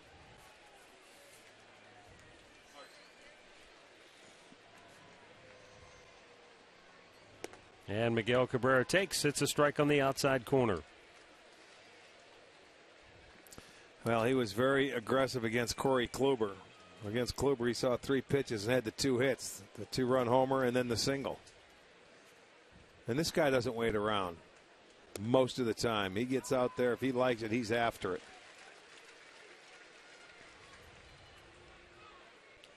Well, he's having a down year, and yet he leads the league in doubles. He's among the league leaders in batting average. Where's your boy on that list, though? Runs batted in. Konerko had 16 here. We're talking about homers in this ballpark. Well, he's injured, and like I said, it must be nice if you're struggling this year to be hitting 300 and drive in 91 runs, and you're having a down year. And he's got 17 home runs after his Triple Crown year, back-to-back MVP years. You know, and he also leads the league in sacrifice flies, and it may not seem like a big deal, but gets that runner to third base, he usually gets them home. I believe we have two of the best right-handed hitters in the Central Division, and all outside of Trout. I forgot about Mike Trout, but Abreu with the White Sox is like this guy, that they're RBI guys. They expand their strike zones to get those guys in. They don't care if they get hits. They want those stakes. As Albert Bell used to say, you know, those will never go down. Those can only go up. Batting average can go up and down, but not RBI production. Good pitch from McAllister here with 2 strikes to get Miguel Cabrera. And there's one out here in the 5th. Okay, he's filing that one back into the brain. I never remember you having that breaking ball like that. He gave him a whoa. Well, he'll file it back. That's high praise. I got a whoa from Miguel Cabrera. On what, a 3-2 slider? Kind of like Dennis Eckersley giving Manny Ramirez a wow. Victor walked in the first, hit a 2-run dinger in the third, and that was the real backbreaker here today. After the inning should have been over, that's when he hit it. 2 things happened. That's the difference. The ball that Mike Aviles didn't catch, and then Kluber had Martinez down 0-2. He doesn't give up many 0-2 hits, let alone 0-2 home runs. Well, when you look at Kluber, I'm trying to see when you get to 0-2 counts, hitters were hitting 123 off him this year. There you go. So he was upstairs today. Made a couple of bad pitches up in the zone. Yep.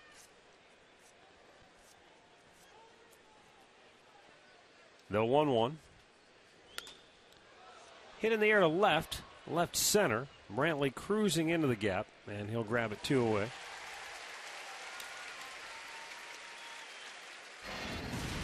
In-game recap brought to you by Toyota. Miguel Cabrera with a 2-run homer in the first. Carlos Santana got the Indians on the board in the bottom of the first. But then Victor with that 2-run smash. Part of a 3-run third inning. And the Tigers lead at 5-1. The report from the Indians clubhouse, Mike Aviles is dealing with illness, and he left the game with lightheaded and dizziness. And I'm sure that his face plant that certainly did not help, that's for sure. That came back in the first inning on the first hitter. J.D. Martinez is a perfect 2 for 2 on the day with a single, and then he homered in the third.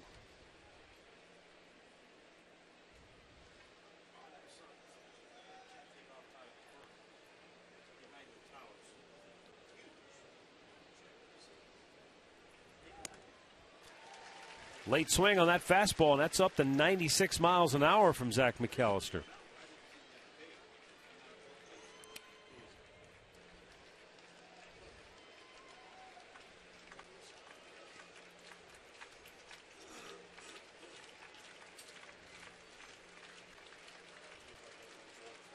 And the 1-2 is out of play.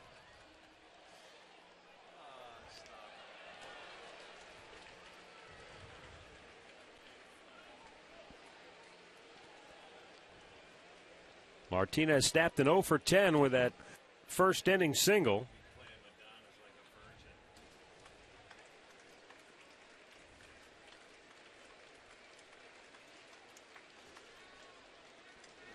Swing and a miss. McAllister strikes him out. Tigers go 1-2-3 for the first time today. And we'll go to the bottom of the 5th, 5-1 Detroit.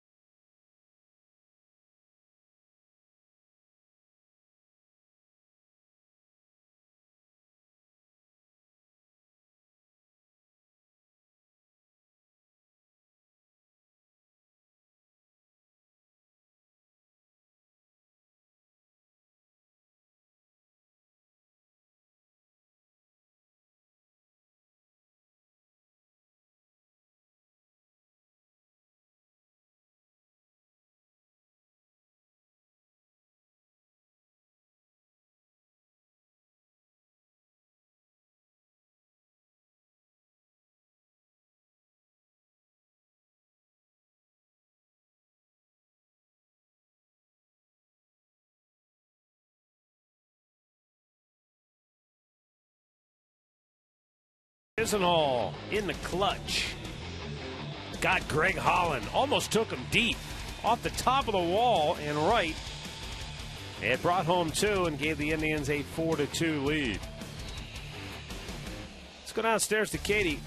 Why is he having so much success this year against left-handed pitching? Well, a lot of it he contributes to left-handed pitcher, I want to say, Indians hitting coach Ty Van Berkeley. He told me that he's hit off of him every single day since last September because he said, you know what, it's really easy to get labeled in this game. And last season, he was kind of labeled the guy that couldn't hit against lefties. So he's worked really, really hard to almost turn that into a strength. And he said the consistency of seeing it from that angle every day has really made the difference.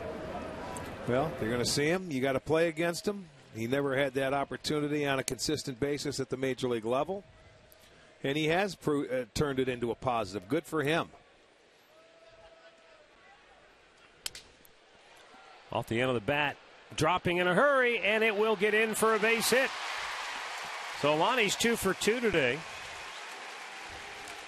And the Indians had their leadoff man aboard for the first time against David Price. Don't matter how you get him, as long as you get him. You can hear the bat shatter. But he stayed on that pitch. Well, he hit one off the trademark and one off the end, and he's 2 for 2. That's fine. That ball falls in. That's what you need. You need a little luck against them, too. 28 hits and 77 at-bats against lefties this year. Top of the order now, Michael Bourne. Indians could really use a jolt offensively. Need to get some momentum back in this game if they're going to make a run at Detroit here today. Bourne a swing and a miss.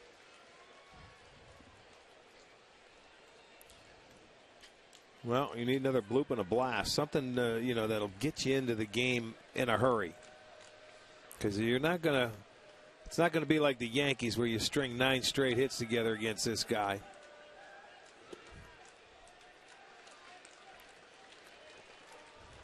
1-1 to kill. 15 out of 19 first pitch strikes for Price. So he's been able to get ahead. He's walked 2, but struck out 5.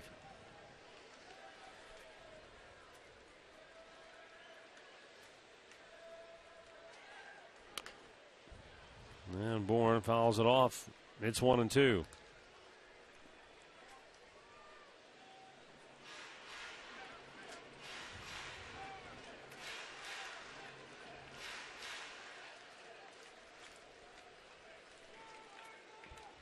David Price, the anchor of that Tampa Bay staff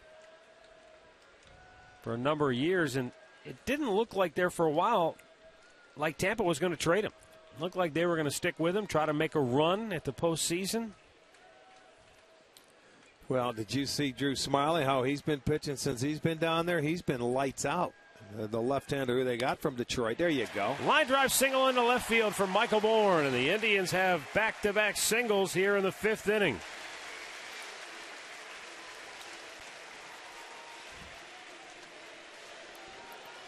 Nothing wrong with that approach. Oh, not when you can hit a line drive. That's elevated. That's why Price, he got it up in the zone, and Michael gets on top of it and hit a line drive. That's a nice swing, a nice approach, a nice at-bat, but he got the pitch to his liking. Price left it up, so left-handers go back-to-back. They have first and second, and the Indians have nobody out. Now Jose Ramirez 0 for 2. He has popped up, and he has struck out.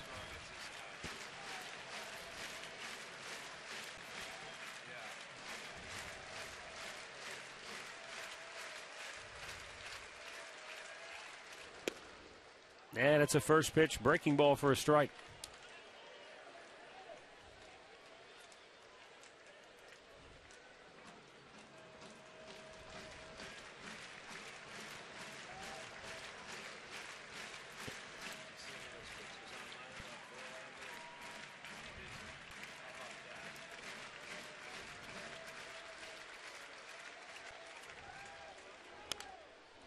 And a foul right back 0-2. Send out some birthday wishes. Don DePompe of Bedford is 93. Bob and Dick Volts of Sandusky is 90. Bud Clark turning 70. And last but not least, our good buddy Zap, Tom Zappone, celebrating his birthday today. I'm sure out fishing. Zapper, happy birthday, my friend.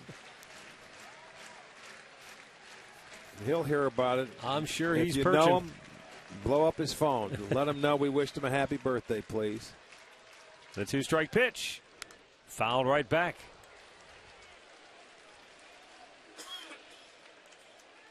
Yeah, it's not real windy. It's probably a great day to be out on the water. It's got to feel better than it does down here. Very sticky and humid, man. We haven't had a day like this. It doesn't seem like all summer long. Here we are, September 1st and Labor Day, we get it. Go figure. Jose Ramirez down 0-2 with runners at first and second and nobody out.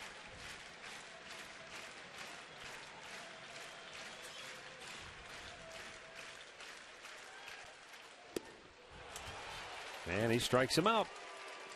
6 Ks for David Price.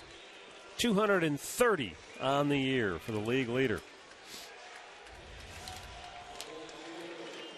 Well, he just forces him. That's a good pitch. That fastball after throwing him changeups. It's up and away, and you see he's got to reach for it.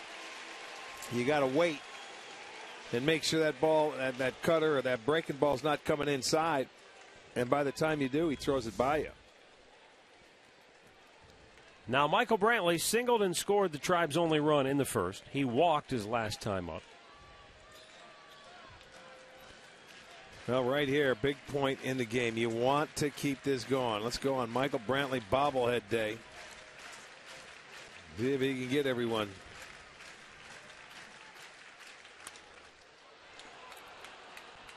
Popped to shallow left. J.D. Martinez coming in. He'll make the catch. 2 down.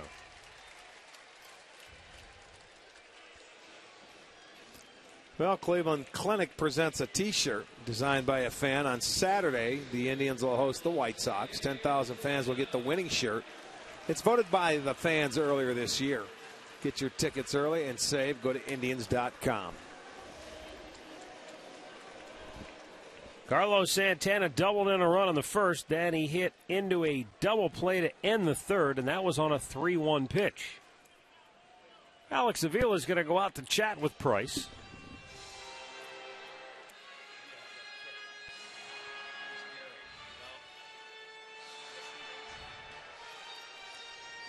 Santana, 22 homers, 66 runs batted in on the year, 22 doubles. Get a spark. They need a spark right here.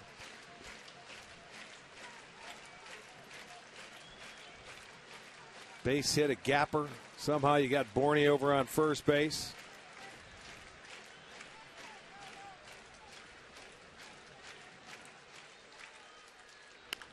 Pulls it foul by Mike Sarbaugh.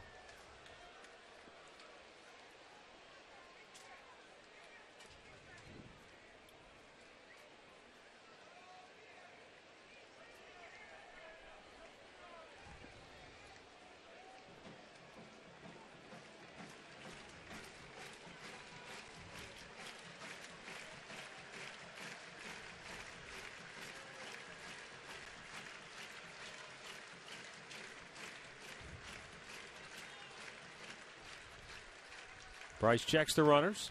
The 0-1. Up high. Spun him out of the way. Yeah, that's a show pitch for Santana. Carlos got the double in his first at-bat on a high fastball, so he's going to throw it. He's going to throw it in. He's going to give him something to look at. Attack him with changeups and sliders, I would imagine.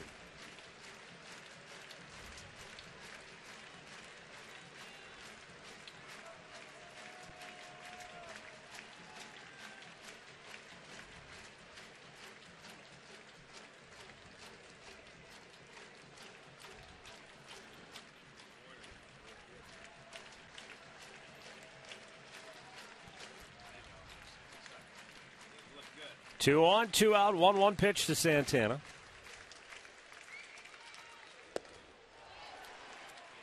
$96-mile-an-hour fastball. Doubled up on the heater. 1-2. You watch, it's 96. Good fastball. There it was. He challenged him. 96 mile per hour. Nissan pitch tracker, and he let it go.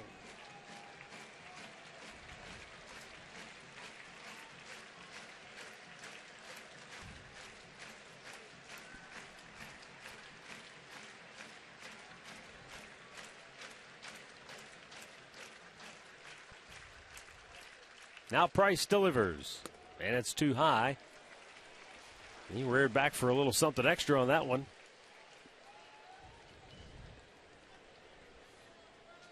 He wants to know the count. Yeah, he humped up and threw everything he had on that one.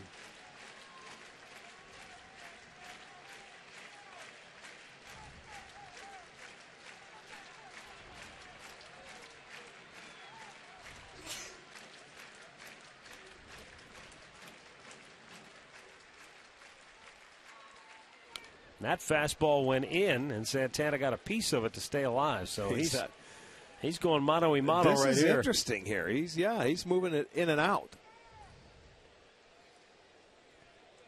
Doesn't want to make a mistake with anything off speed, I don't think. He's letting it go. I'm still thinking he's got to come back with that good changeup, or try and bury that slider down and in. Got Yan Gomes sitting on deck.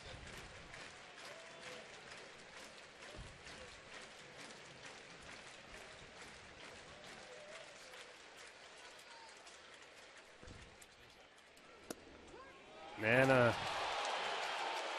maybe a fastball took a little something off of it, but it's over the outside corner for a strike, and the inning is over. 7 strikeouts for Price.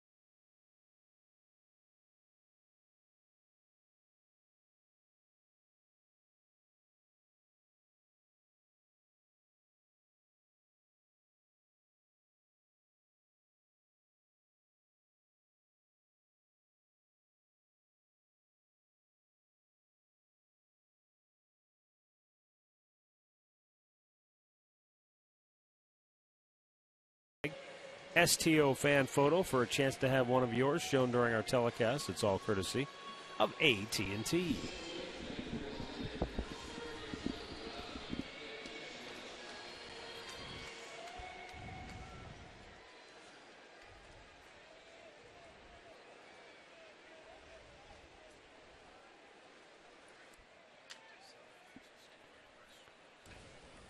Nick Castellanos 1 for 2, singled in the 3rd inning.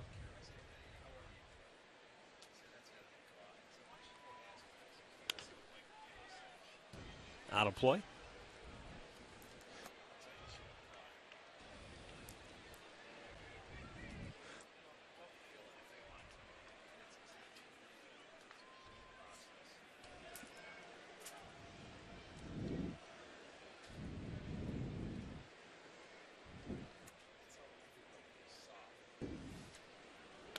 A little bit low.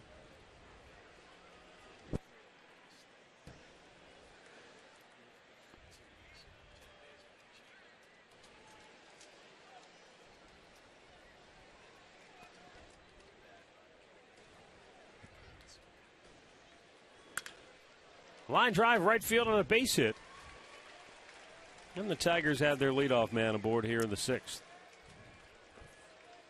Time now for a Mazda game break. Earlier today in Atlanta, the Philadelphia Phillies Won the game 7-0, but the story of the day was the no-hitter, a combined no-no, Cole Hamels and 3 relievers. It's the 12th no-hitter in Phillies history.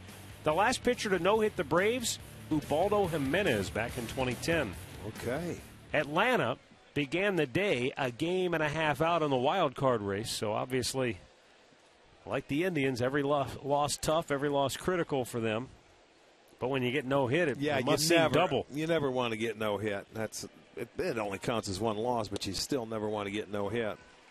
The reason Hamels only went 6 innings, Arch, he made almost, he was over 108 pitches. He hit a batter, lot for him. Walked 5, and struck out 7 in his 6 innings. So usually guys with no-hitters don't get taken out of the game, but obviously he was deep into it in terms of pitch count. Last Philly to throw a no-no was Roy Halladay. I was going to say the Doc did that in the playoffs, didn't he? Yeah, he threw a perfect game against the Marlins in 2010. Then he threw a no-hitter later that year against Cincinnati.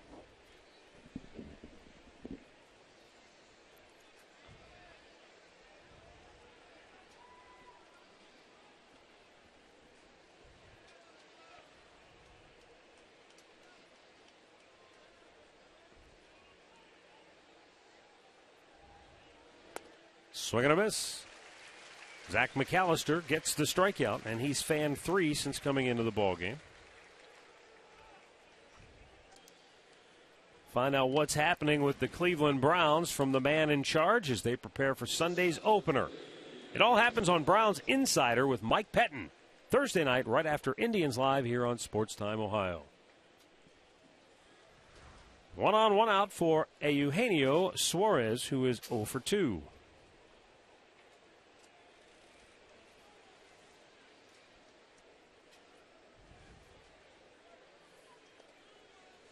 In there for a strike.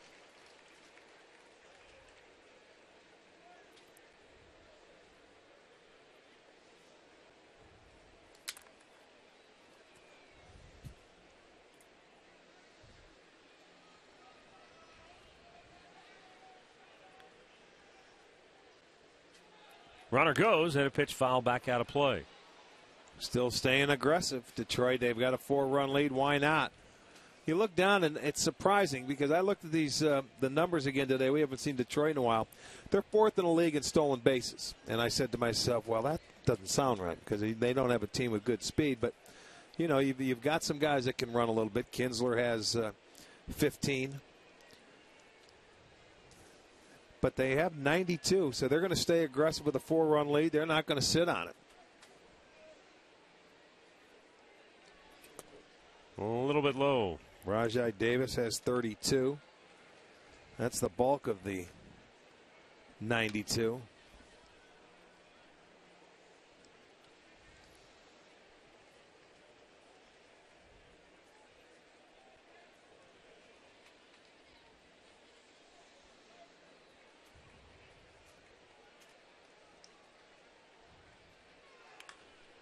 In the air to left, Michael Brantley will make the catch. 2 down.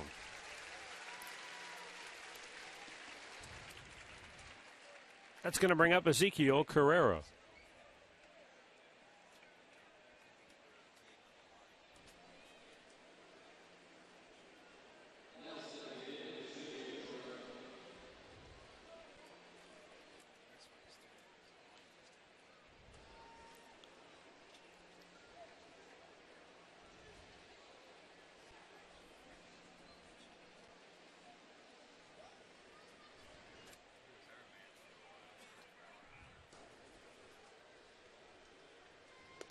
Up and away, ball 1. Carrera banged into a double play to end the 2nd inning, and he grounded out in the 4th.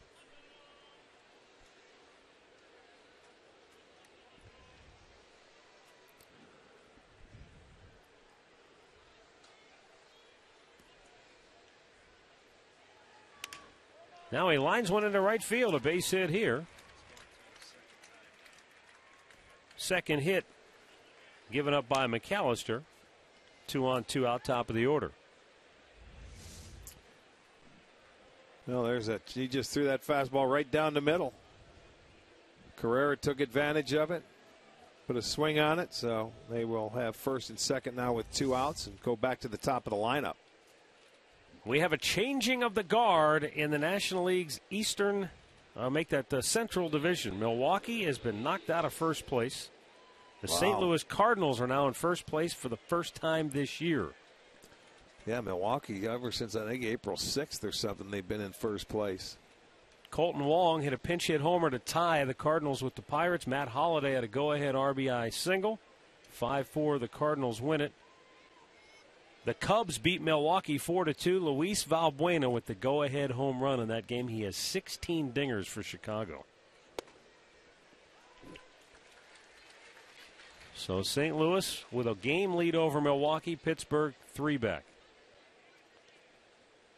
So the NL Central, like the AL Central, still a race. Very tight with 3 teams in the mix. It's the only division in baseball that makes that claim.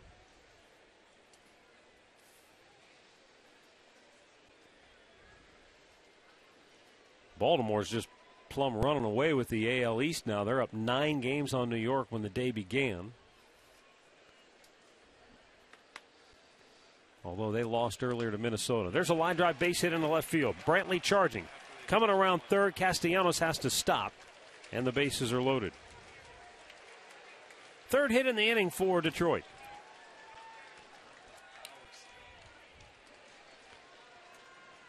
Well, with 2 outs, normally you'd love to try and send him. But Brantley out in left field. And Castellanos didn't get a great jump. And there you see Michael has the ball before he hits third base. And Clark says, hold on, baby. We know he's got a good arm. So it'll be bases loaded now with 2 outs. They got a chance to open this one up big time. Torrey Hunter 0 for 3. Bounce to short. Ramirez will go to first. And the inning is over. Tigers leave him loaded. We'll go to the bottom of the 6th. Tribe down 4.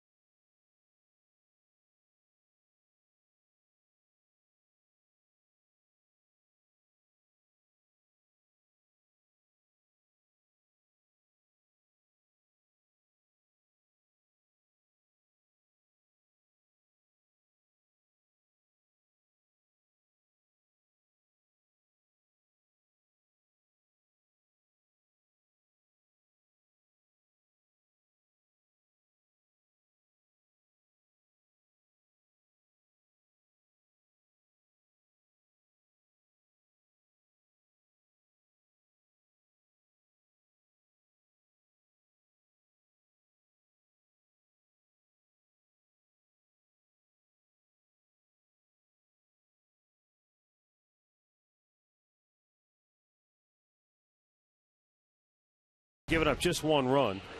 Indians do have 6 hits, but he has struck out 7, and a couple of them in some key spots. Yeah, I mean, but this guy leads the league in strikeouts, so it should be no shock to anybody. But if you do notice one trend here, every strikeout he has come off his fastball.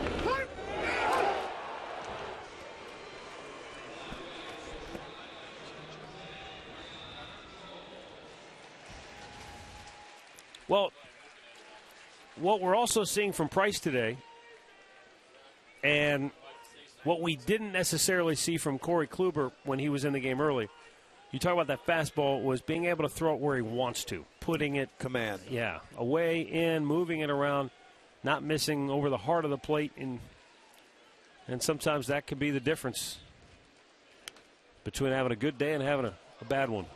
And Price coming off a bad day. Right? Yes, he is.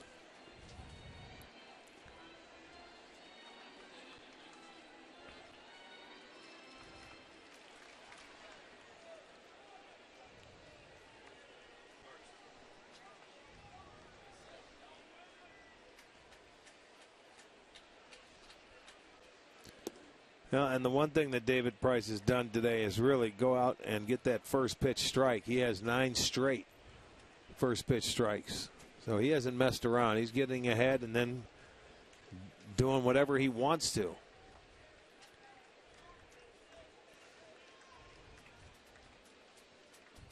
Well, look, when you fall behind, it's always tough when you're facing a guy like a David Price. But the best shot the Indians had was last inning. They get their first 2 on, and that shows you he was able to reach back and get a couple of strikeouts and get out of the inning without allowing those runners to even move.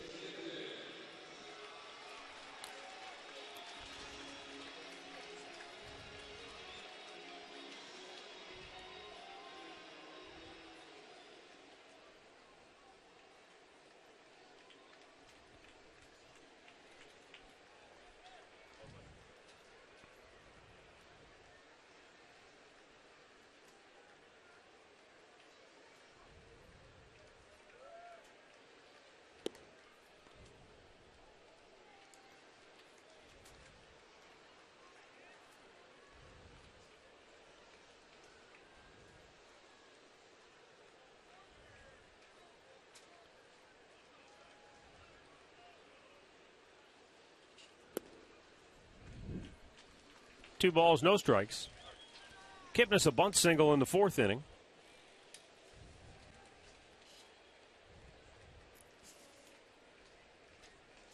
Snapped an 0 for 9 for Jason.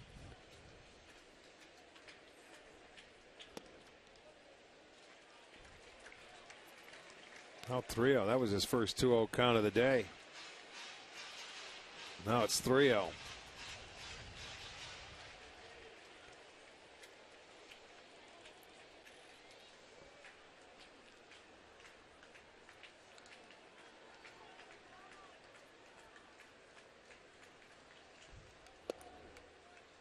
Taken all the way, it's 3-1.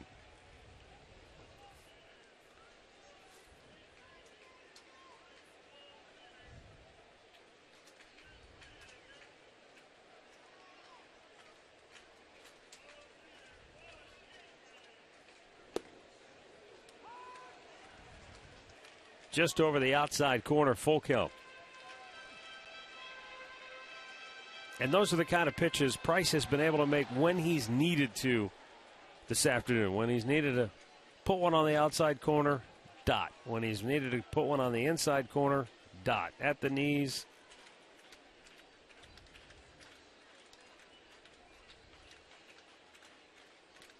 Three-two pitch. Off the plate. Price has it. 2 down.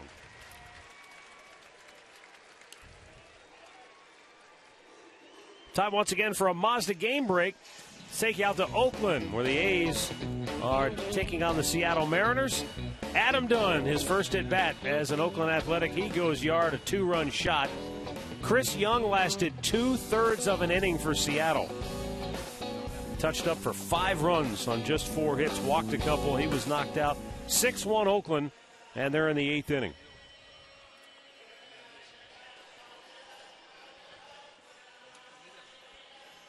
Oakland starting the day, 5 games out of first in the AL West, but leading the wild card race. Seattle began the day a half game behind Detroit in the wild card race. Off the end of the bat, in center field, Carrera dives, can't make the play. Walters, big turn, but he'll put on the brakes, and he'll go back to first with a 2-out single. Carrera was very fortunate to get just a piece of that ball on the bounce. Otherwise, that's maybe a double or at least a triple maybe for Zach Walters. Yeah. You don't want to give up any extra bases. He wasn't going to catch it. You've got a 4-run lead, and this is sometimes where you just have to give the single. Check it out on our Wendy slow motion camera. He's diving, and he wasn't going to catch it. That wasn't even close. So you come in and you give it. You give the single. Although I will give him credit, he did get some leather on it. It was only a single.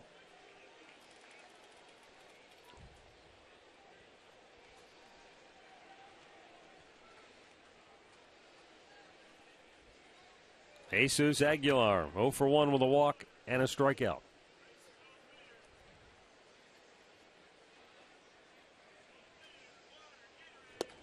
In off the plate for ball 1.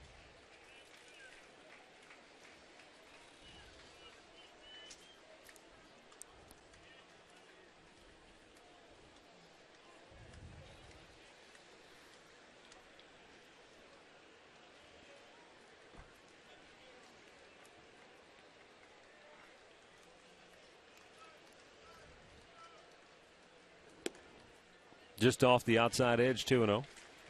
By the way, mentioned earlier, Baltimore lost to the Twins. Joe Mauer drove in 4 runs today for Minnesota. That snapped a 4-game win streak for the Orioles. Yankees are idle. So Baltimore still has an 8.5-game lead in the AL East.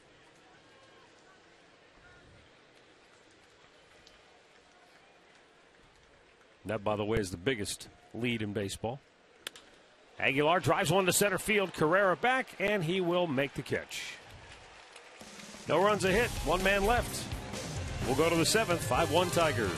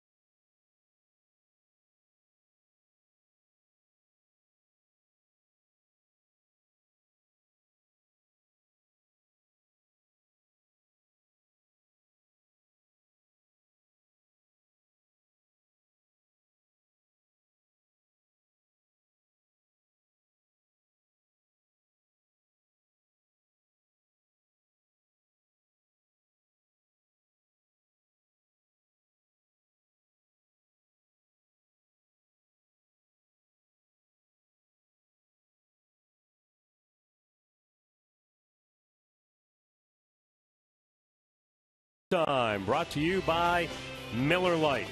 On this date in 2008, Cliff Lee won his 20th game of the season, and he did it in fine fashion as he went complete game shutout, 5 hits allowed, 4 strikeouts, didn't walk a batter. His ERA went down to 2.32 for the season. He only needed 109 pitches. Special season for Cliff Lee to blank the Chicago White Sox.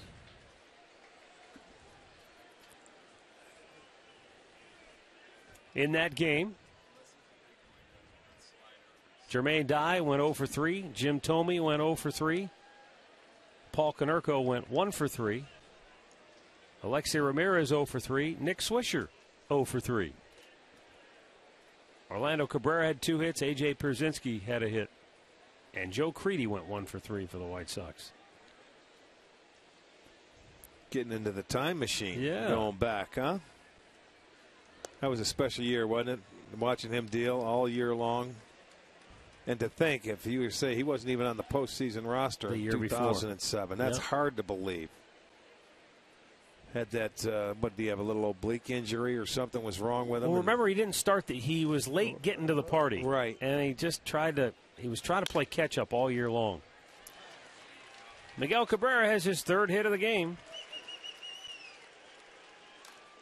And he leads off the 7th with a single. Remember the last time up, I think McAllister threw him the greatest slider ever. And then this time, look, he's not trying to do anything with it. He sees that fastball. I'll take it the other way. That was down and away. That was actually a very good pitch. But that's what this guy can do and how good he is. All right, I'll just take my single. That's hit number 11 for the Tigers this afternoon. 3 for Cabrera. They've been clustered together. They had 3 hits in the first, 4 in the 3rd, 3 in the 6th. And now the leadoff single by Cabrera here in the 7th.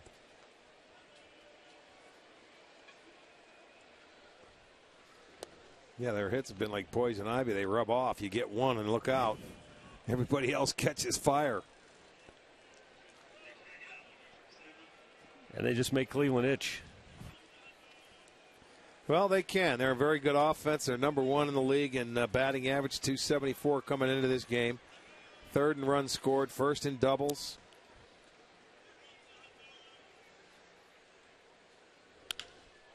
Driven to deep right field. Over Walter's head. Cabrera might get to 3rd base. He's on cruise control. He knows he's going to get there. Walters going out there and tried to give him a decoy like he was going to catch it. I've seen speed walkers get there faster. Well, he knows he's not going to score on the play, so he just cruises into 3rd base. This ball is another line drive, and down and into Victor is a no-no. That's his nitro zone. And that ball over Walter's head, and you can see Cabrera knew. Look at he's not running hard. He says, "Oh, you think you're going to catch it?" He bought the bait. He bought the bait. He bit at it, but still gets to 3rd. They're going to intentionally walk J.D. Martinez now, and they'll have the bases loaded, nobody out.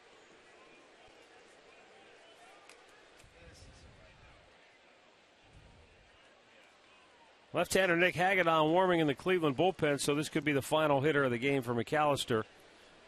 Castellanos, once he gets to the plate.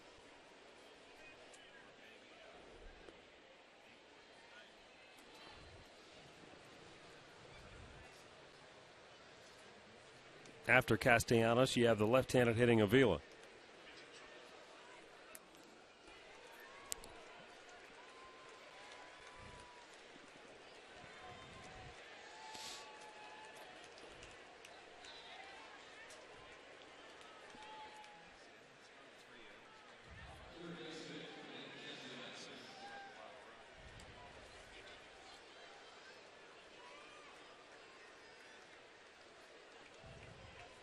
Right now, just a little stall tactic to get that bullpen loose for the next hitter. This is going to be McAllister's last hitter.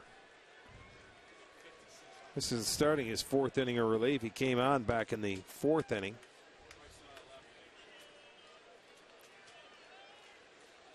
He went in his first 2 innings, didn't allow a hit, gave up 3 hits in the 6th, now 2 in the 7th, and an intentional walk, and they are loaded.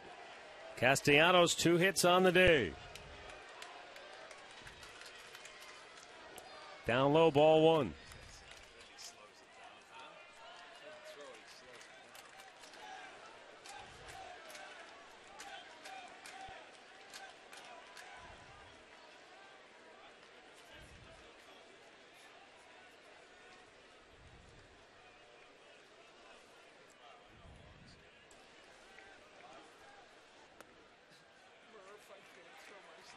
Two and 0.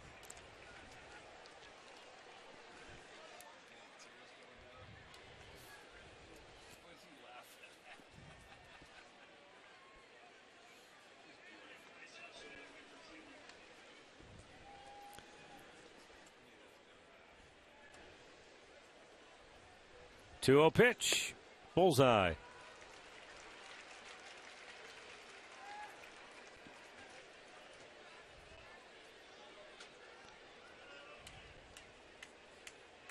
Miguel Cabrera's at third, Victor Martinez at second, and J.D. Martinez at first with nobody out here in the 7th inning. And the 2-1 pitch is up high, 3-1.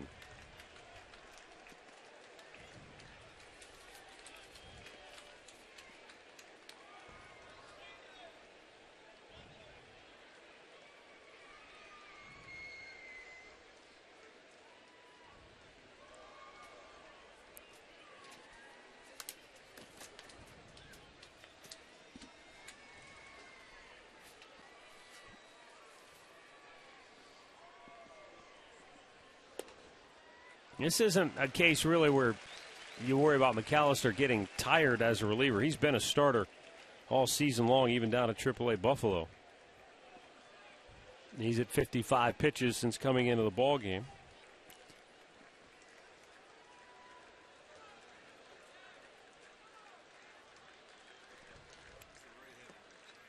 Three-two pitch. Strike three called. One away. Fourth strikeout for McAllister. And Terry Francona will go to his bullpen. 3-2 pitch. You'll see a fastball down. He gets the call. That ball was sinking. Castellanos didn't like it, but gets the call. McAllister done for the afternoon. McAllister went 3 1/3. And now the left-hander Nick Hagedorn is coming on when we come back.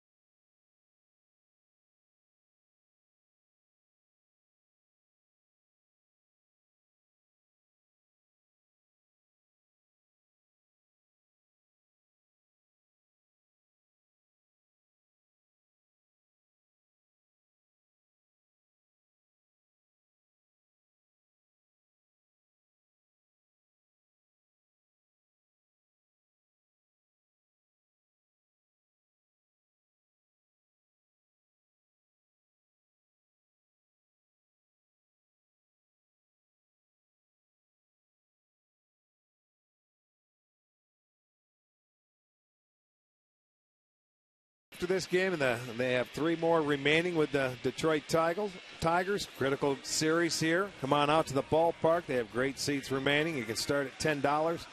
Not only here, we're here for, 3 with the White Sox, a makeup game with the Angels, 3 with the Twins. So we're here for quite a while. 11 days, longest homestand of the year. Come on out. Have some fun. Indians are back in it.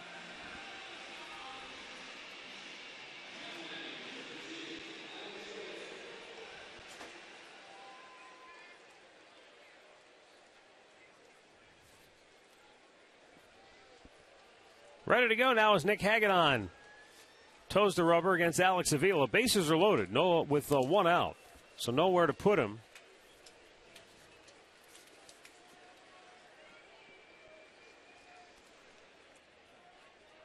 Hagedorn's last appearance came the other night in Kansas City, and he walked the only batter he faced.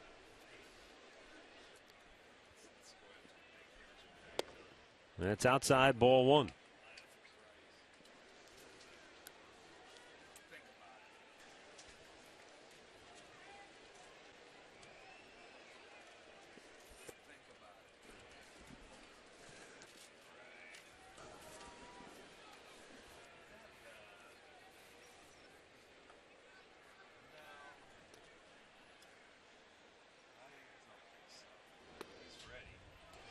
2-0.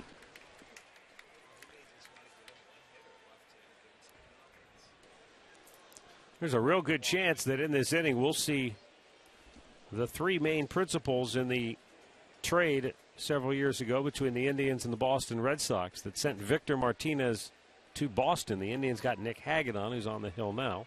Of course, Justin Masterson, who's been traded, and that guy, Brian Price, who, when he gets into the ballgame, will be making his Major League debut.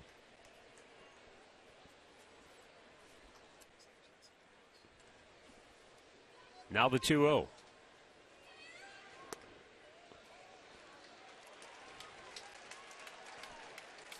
Well, Hagedorn having a tough time throwing strikes, and he's got nowhere to go now.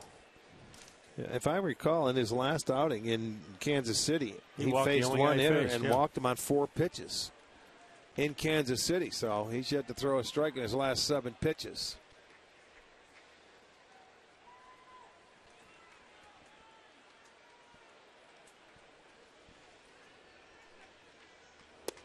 Bullseye. There's a strike.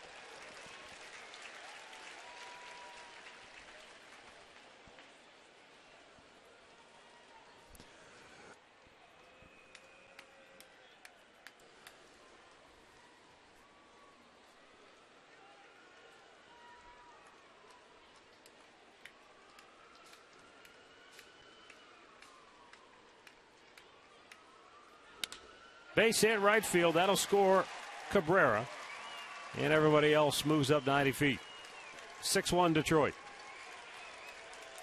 Well, you eliminate doubt when it's 3-1. You got to come back into the count. You know he's going to throw a fastball. He does. And Avila, a good low ball hitter. But this one was elevated about middle of the plate, thigh high. Strokes it into right field. So he will remain on.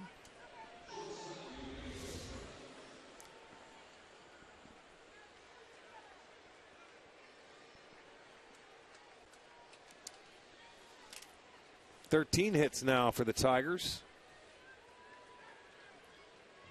Get them all out of their system today.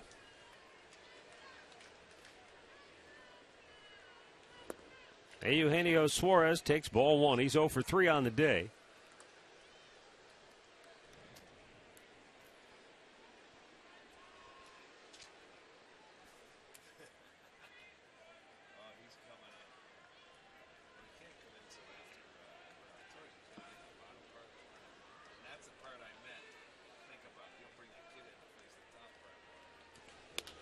Line drive, base hit, left field. Another run scores. 7-1 Tigers.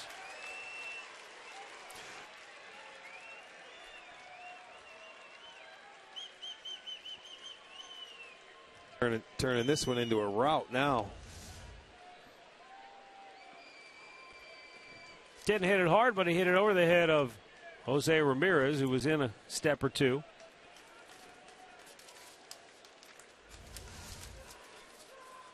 Left-handed hitter Ezekiel Carrera, who is 1 for 3 on the day.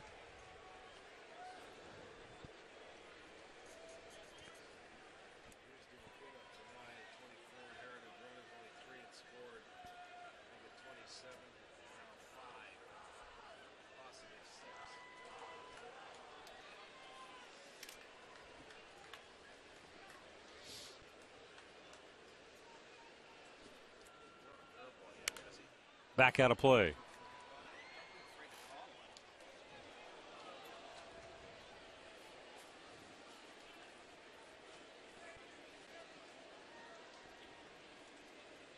Ezekiel Carrera was an International League All-Star with the Toledo Mud Hens earlier this year.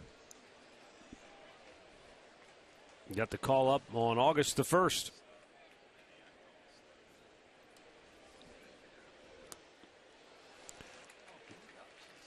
It didn't come cheap for the Tigers to acquire David Price. The good news for them is that they've got him for another year under contract before he becomes an unrestricted free agent. But they had to part with Drew Smyly, who's pitched very well with Tampa this year. He pitched 5 2/3 innings in his start today for the Tampa Bay Rays. And they also had to give up Austin Jackson. Yes. Who was their very good defensive center fielder. Offensively, he had his moments. Double play ball ends the inning. Tigers get 2 more. We've reached the 7th inning stretch. Tigers up 7-1. 7th inning stretch brought to you by Spitzer Auto World. Life is hard. Buying a car shouldn't be.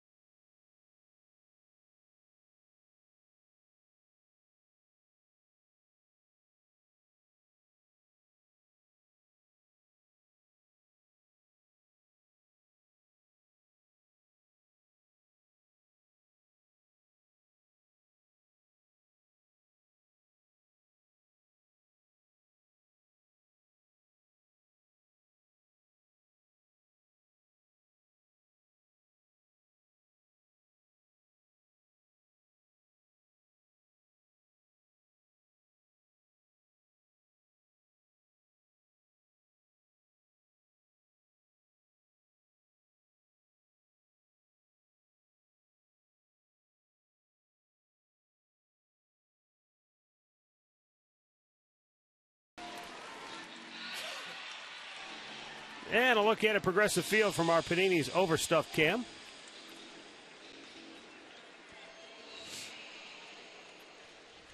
Bottom of the 7th will feature Lonnie Chisenhall, Michael Bourne, and Jose Ramirez. David Price has gone 6 innings. He's given up just 1 run on 7 hits.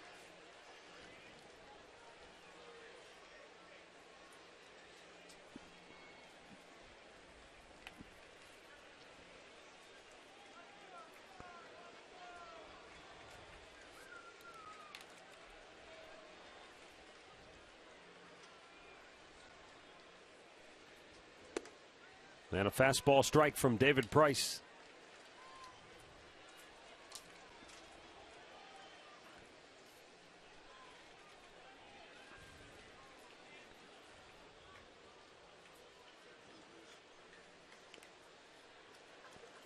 Well, took a little something off that one. It's 0-2.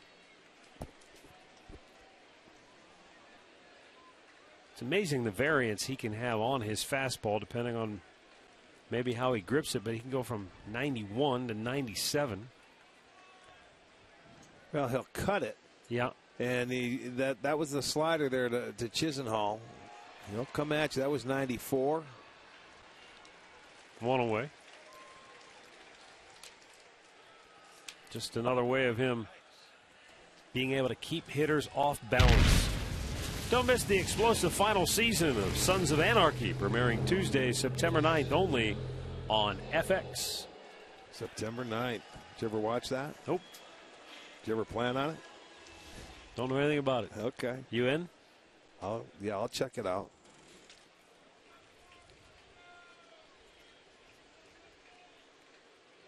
My favorite show on FX was, I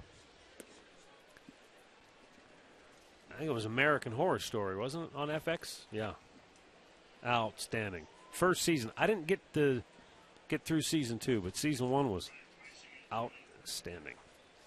They have some good shows on that station. Yes, they do.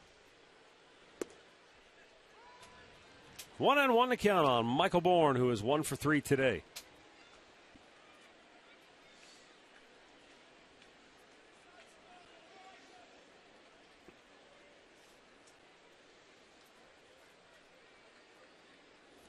Down in the dirt.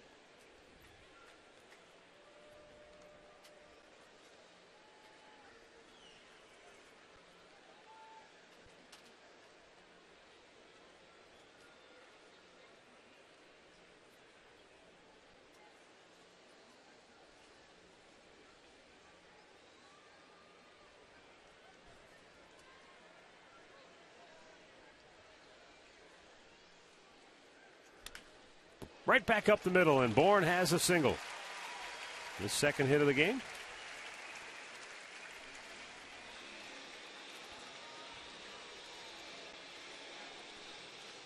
The road to glory continues Friday night. It's week 2 of the high school football season. And the Tigers from Cleveland Heights head to Pat Catan Stadium in Strongsville for a showdown with the Mustangs.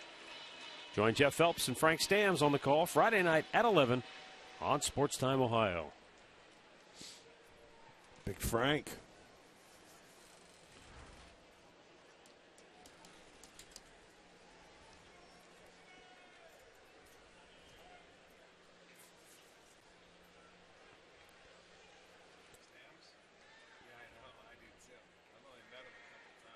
Here's the pitch. Upstairs.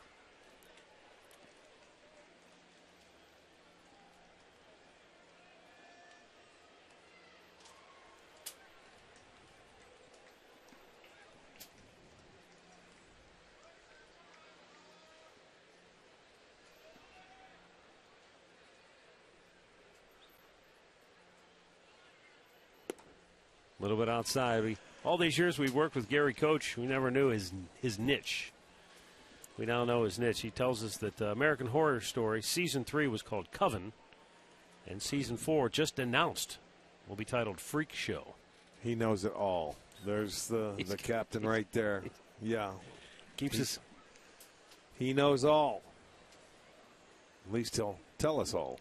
Well, no, because then he'd be Karnak. We have Karnak 2 booths down, so he can't be Karnak. No, that's Kreskin. Oh, Kreskin, that's right. There's a difference. No, you're Karnak. You've got that inner thought there. Kreskin knows everything. He told me the outcome of this game today before it started.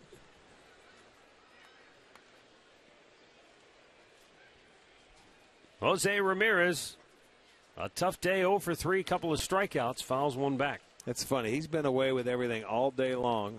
Away, getting a swing and miss. He tried to run one in there on his hands that time, although Ramirez got a piece of that one to stay alive. See if he goes back out away. He's been swinging, and it's been fastballs elevated out over the plate.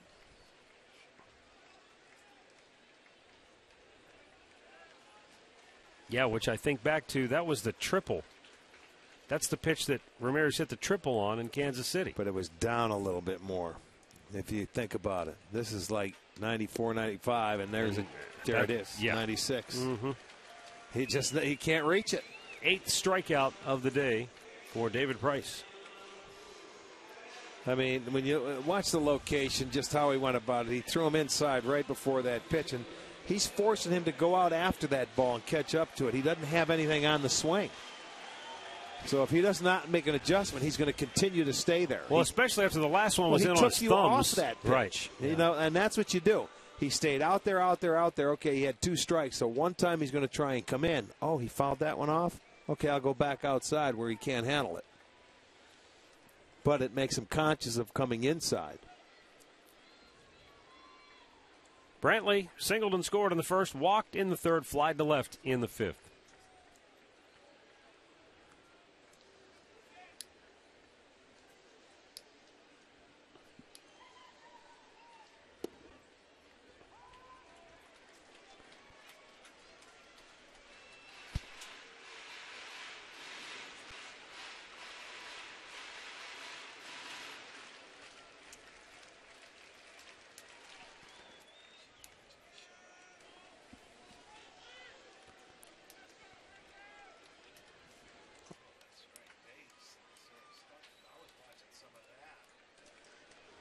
Bourne takes off. Weekly tap towards Kinsler. And the inning is over. We'll go to the 8th. 7-1 Detroit.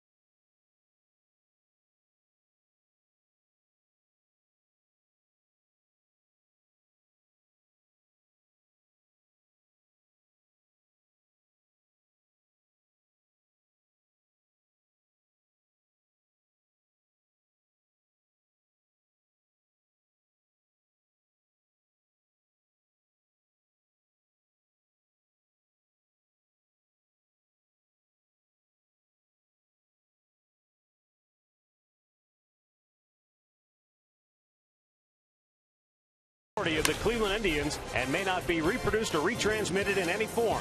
And the accounts and descriptions of this game may not be disseminated without the express written consent of the Cleveland Indians.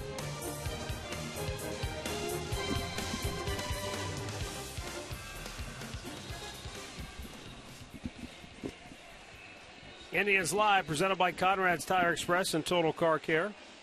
Coming up next here on Sports Time Ohio.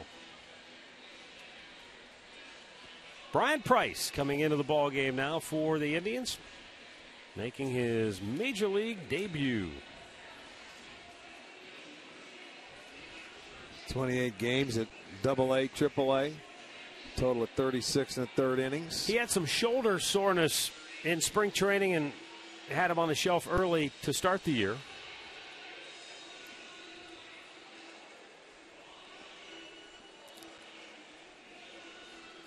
Zach Walters goes from right field over to left.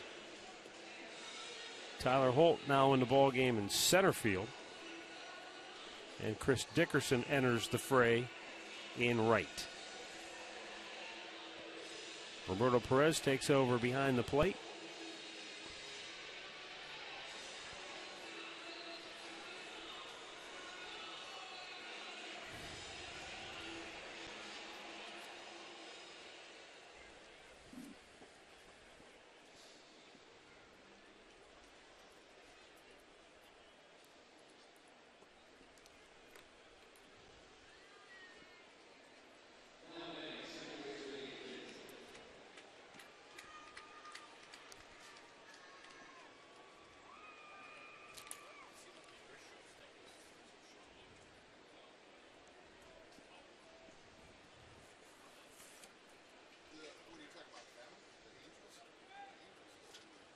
Brian Price was born in Corpus Christi, Texas. Makes his home now in Granbury.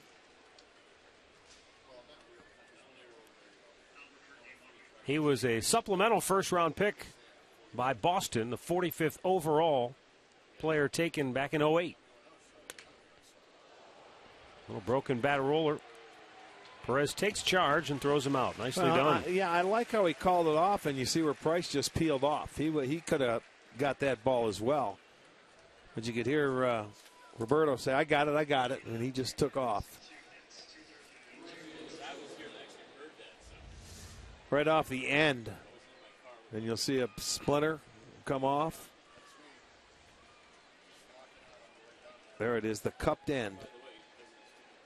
And the Phantom Cam look. Wow, I mean, that hit it grazed the bottom of the bat. Yeah, right into the middle part of it. And you can see it split it right down the most of the barrel.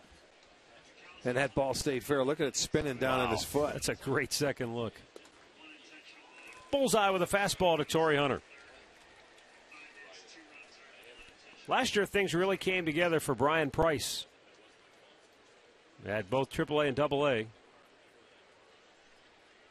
Pitched in 47 games and had an ERA of 2.04.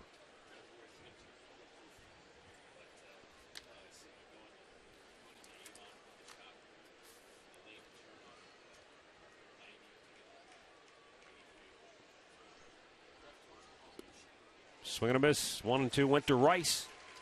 And that college program has produced a number of pitchers, really, you go back the last 10, 15 years.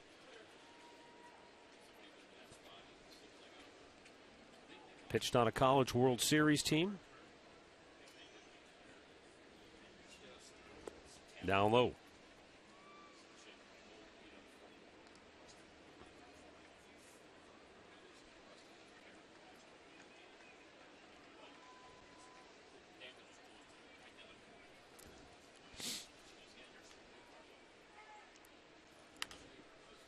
Out of play.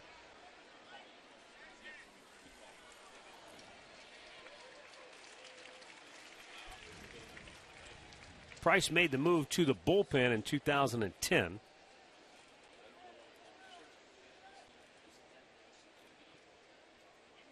And he's had some shoulder issues that have delayed his progress. Nothing that has required surgery, but a couple of stints on the DL from time to time.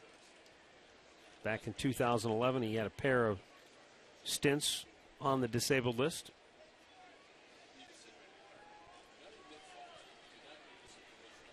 But you can see just in this initial outing here why they have high hopes for him. Fastball in the mid-90s. 2 down.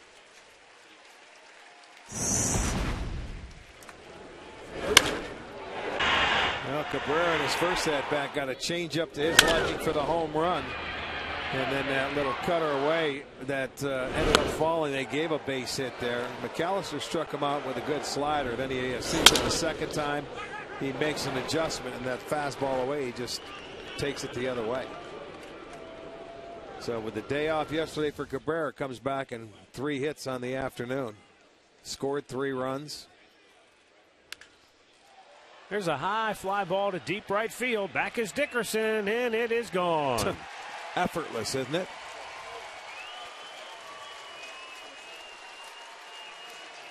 Just take him the other way. So he has his second home run. 4th hit. If he hasn't proved it by now, then he never will. This is not a guy, at least for the Indians, that they can continue to pitch to if they have any hopes of beating the Tigers. He has beaten them time and time again. 4 runs scored, 4 hits today, 2 homers. He's had an afternoon, and look at it. Just stay inside the ball and take it the other way. He's so strong, and he stayed back on it and didn't really drive that ball because that right ankle is still bothering him, but got enough of it to get it out of here. That's their 4th home run today. Victor 6 Martinez. of the 8 runs have scored on the home run ball.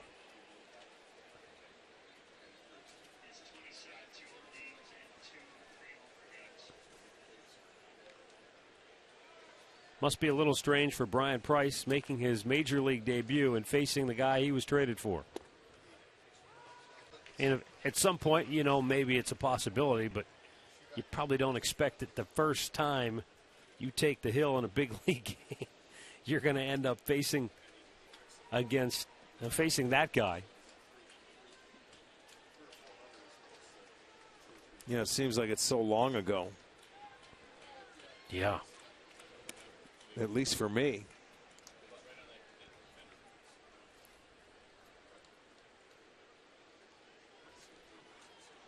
I'll bet you Victor doesn't even know. It's 5 years. Is that 5 years already? Wow. Exactly.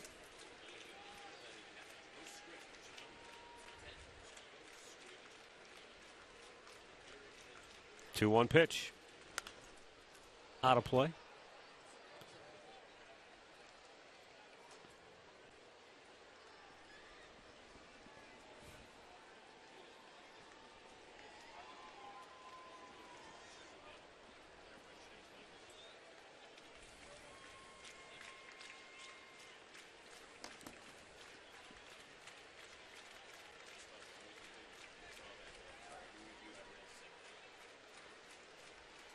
The 2-2. Outside and a full count.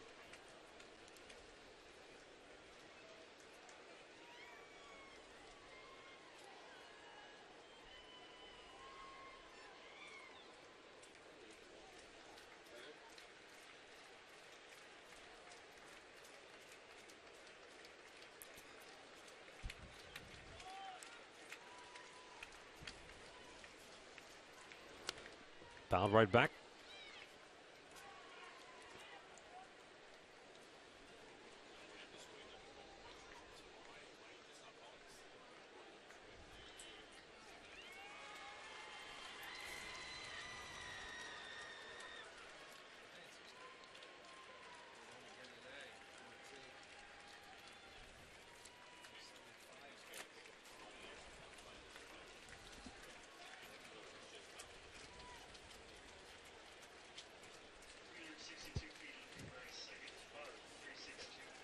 And the payoff pitch. A little bit low, ball 4.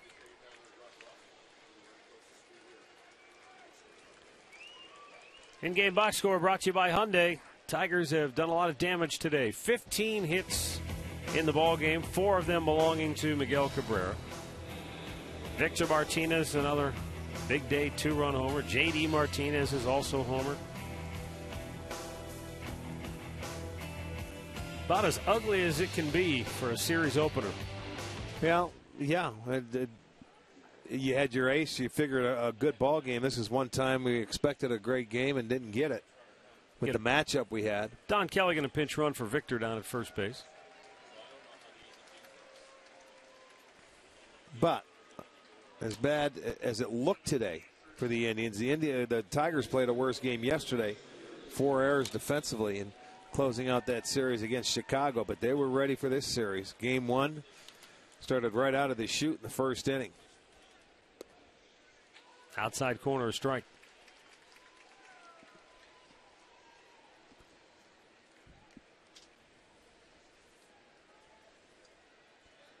Well, if you're the Indians, you get your good night's rest and get ready to come back tomorrow.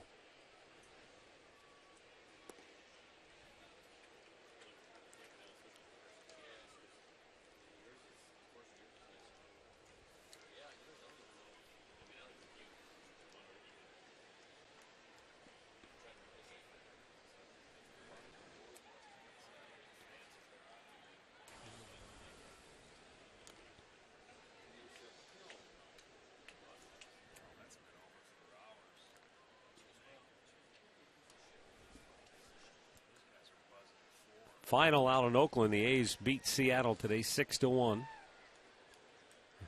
That's good for the Indians as far as that wild card is concerned.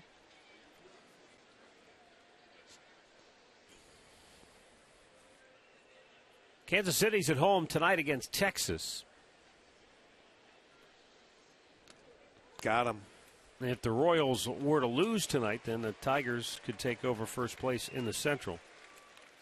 Though it may not be likely. Texas is the first team in baseball this year to be officially eliminated from postseason consideration. Wow.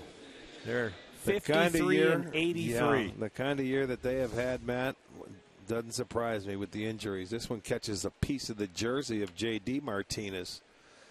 So a walk, a hit batter with 2 outs, and he's going to have to face Castellanos.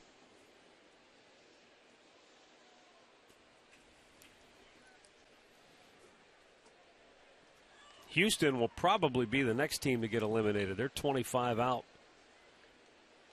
I mean, the way the Angels are playing.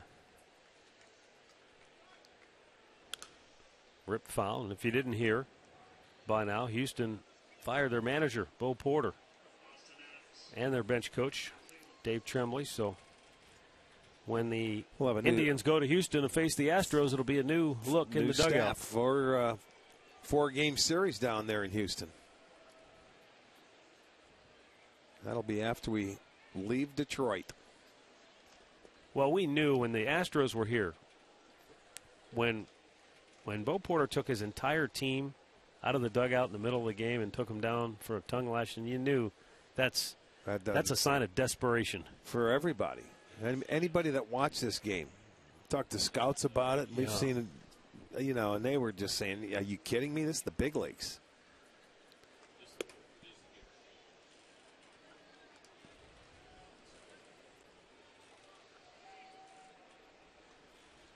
Two balls and a strike on Castellanos.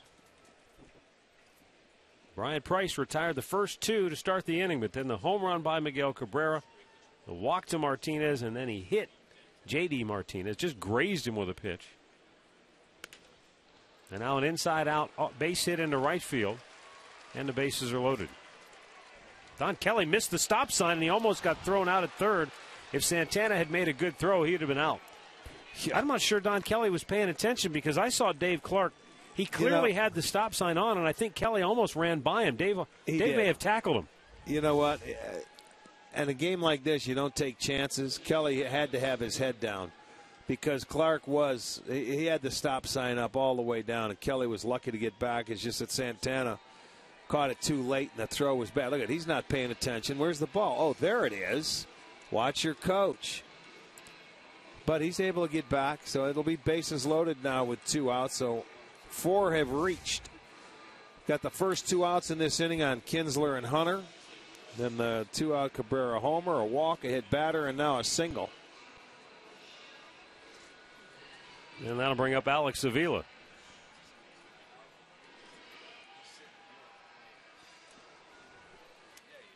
After Mickey Callaway went out for a chat.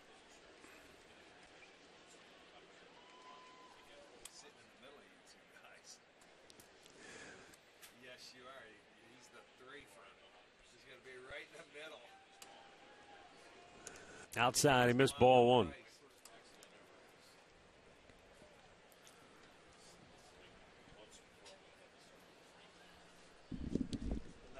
Brian Price, 13 balls, 13 strikes here in this 8th inning.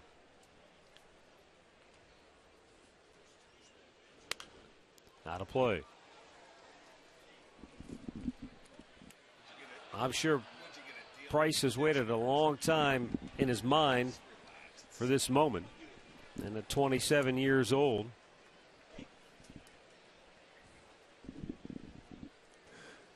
Seven years in the minor leagues, finally getting his opportunity.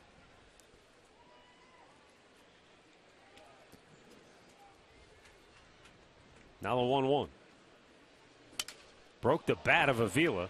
Backhanded by Chisenhall, but no play. Nothing he could do about it. The barrel ended out at the base of the mound after Brian Price had delivered the pitch, so not much anybody could do about that one. And it's another run for the Tigers. You couldn't have placed it any better, though. A lot of times it may go at a hitter, but this was down the line. Chisenhall had to slide to keep the ball on the infield. There you'll see the bat shatters. Price never saw the barrel. Luckily, no, it stopped short. Yeah. And Lonnie was smart. Nothing you could do about it. You just hold on to it, and everybody moves up another base. So it's now 9-1.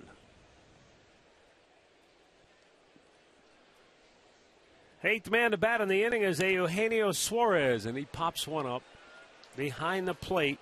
Roberto Perez makes the catch. Two more for the Tigers. Last half of the eighth coming up. 9-1 Detroit.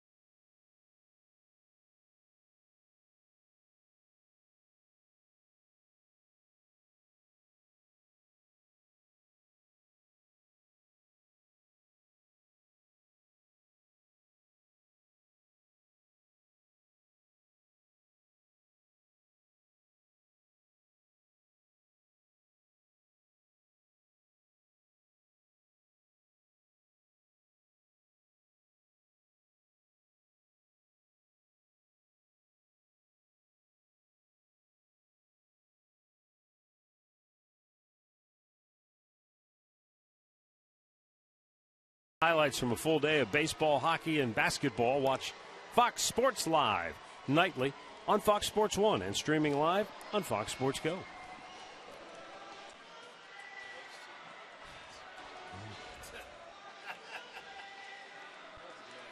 Al Albuquerque is the new pitcher for Detroit.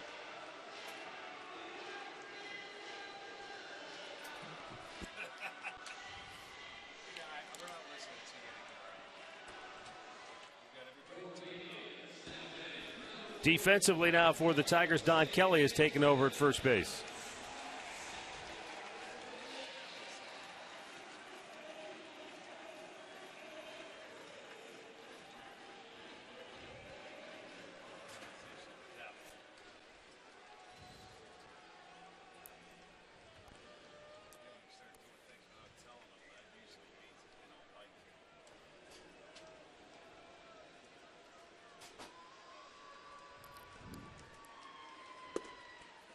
In there for a strike.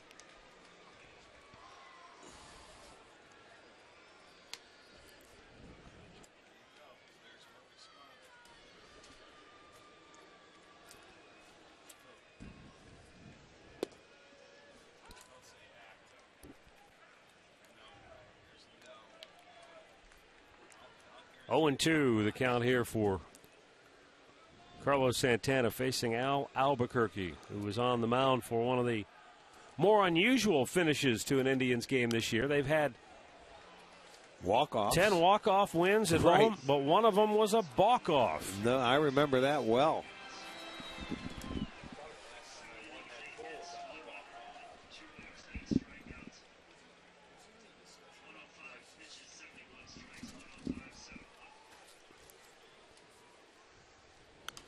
Popped him up and out of play. You know, the funny thing is that was 2 days after the Indians' first walk-off homer of the year. So May 20th, Michael Brantley got the first walk-off homer of the year for the Indians. 2 days later, and that was off Al Albuquerque, same guy. Right. 2 days later, Albuquerque balked off against Ryan Rayburn. Rayburn was the hitter. That's right. I remember that. It was a little flinch in that delivery. You'll see it. Watch this. He starts up and stops. Rayburn, there it was. They caught it. Man on third base. A balk off. Cabrera was on third.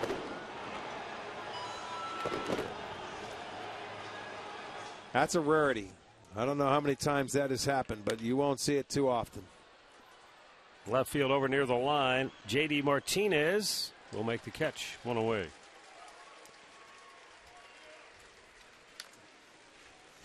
Two days before that, though, Al Albuquerque on the mound, and Michael Brantley says, I want to get in on some of this walk-off home run stuff I've been hearing so much about. Well, he hit a slider, and he had a couple of home runs. That was his second, I think, against Albuquerque. I think that was his first walk-off right there, though, as a home run. But his second off of Albuquerque in his career. But, yeah, that's always fun. That's been the amazing thing for the Indians this year. When you have, 7 walk-off home runs out of your 10? That's impressive. And 6 different players involved. And then Michael would come back and do it again on August 3rd against Texas.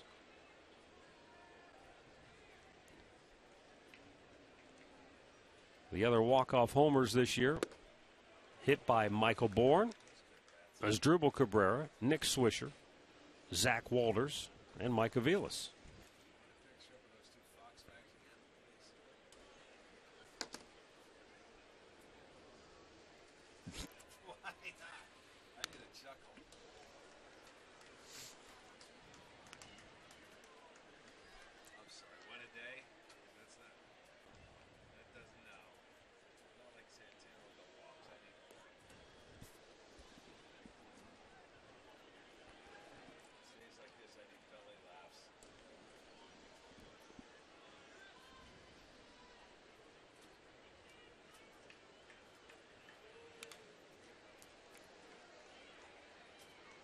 I was trying to remember the number. I think it was 8. Remember, I went back and looked. The Royals, since 2011. Yeah, the last 5 years, you said. Have had 8 walk-off homers. The Indians have 7 this year. Yes, that's exactly right. You gave us that stat the other night.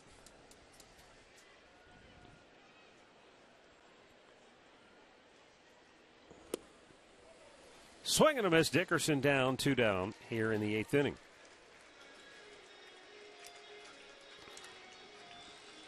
Well, in the history of this ballpark, 20 years or so, I think they have had over 70 in this park.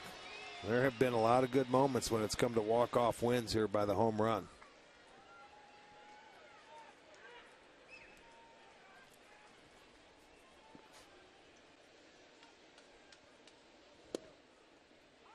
Yeah, when you look at walk-off wins this year, out of the 10, only 3 have been non-homer walk-offs. That balk-off we showed you was 1. The other 2, Mike Aviles 2-out RBI single on May the 7th against the Twins.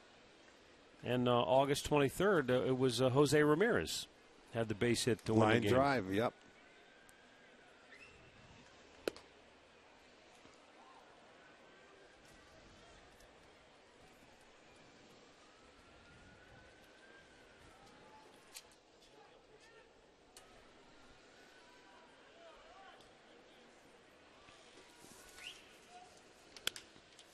Popped him in the air left field. And Martinez makes the catch. Indians go 1-2-3. We'll go to the 9th. 9-1 Detroit.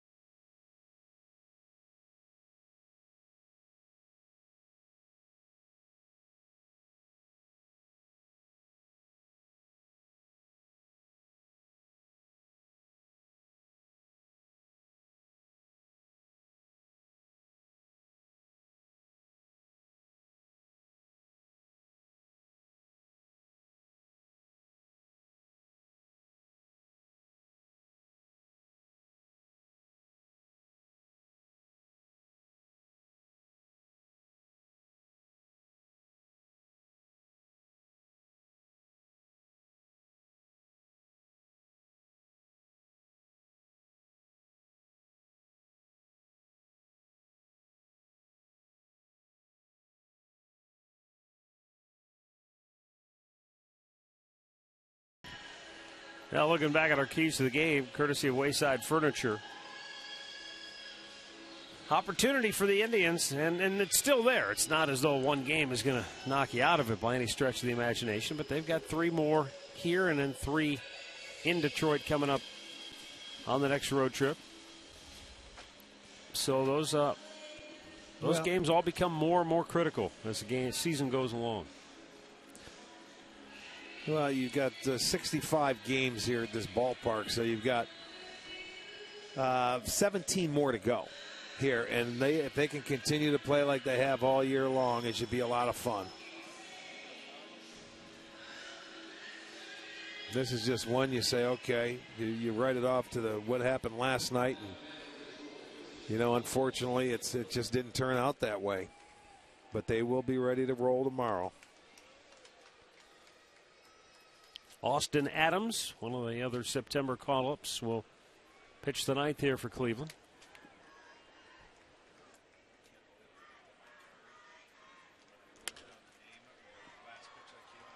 Ezekiel Carrera sends one to left. Zach Walters makes the catch. 1 away.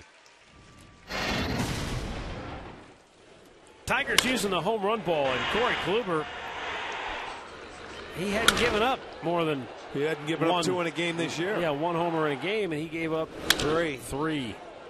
Back to back in the 3rd. 1 changeup, 2 fastballs, and there's the 4th for good measure. Yeah, they had a good day offensively. 17 hits. That's the most the Indians have given up in a 9-inning game this year.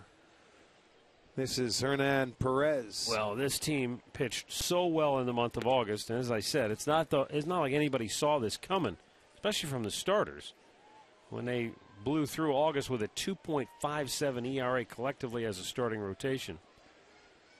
Bring back that. Don't flip the page. Don't rip it off. Flip it back to August.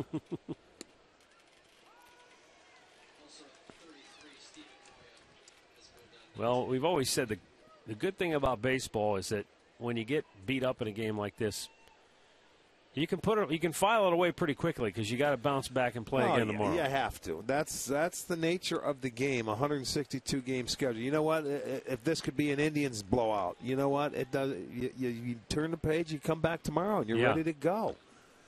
It only counts as 1 game. Baseball players are excellent at that. They don't remember that. Well, even though last night's game ended sort of in limbo because of the fact that it was suspended, hypothetically, let's just say had the Indians gotten the last 3 outs and won that game, they'd have been on a high. They'd have been pretty fired up. You sweep the series in Kansas City, you're coming home with a full head of steam, but you've got to put it away quickly because, boom, there's another game to play. That's true. You keep moving. You get a chance to pinch hit. Even when you have a game like this, and you're a guy that's on that bench, you're up in the big leagues, you get a chance. For Perez, he gets a base hit. That's why he's sitting down there laughing with Omar Vizquel. All right, man, I got in there. I got a chance to make a left turn. Steven Moya. This is a big dude. And that's fouled back.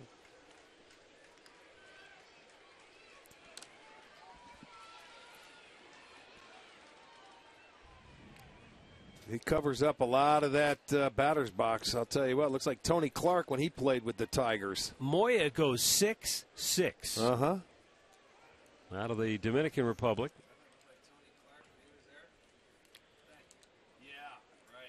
I think Tony Clark, isn't he the new player? Players, yes. Yeah, yes, Players he is. Union.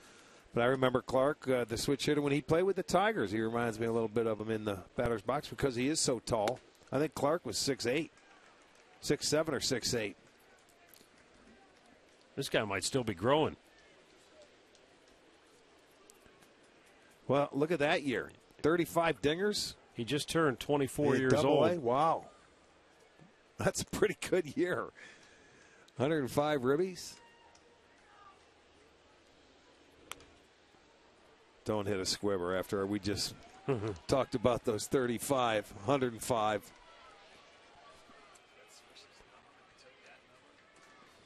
Interesting, though. So his first 5 years In the minors, he had 42 homers and drove in 185. First 5 years? First and 5 then years. This year had a breakout? Yeah. I'll say. You know, sometimes he's a big guy. I'm sure a lot of teams would love to pitch him in. You don't want to let him extend the arms. And I'll bet in the last 5 years he's done a lot of growing into that frame. Yeah, well, you're right. Probably has. Sometimes it takes a little longer.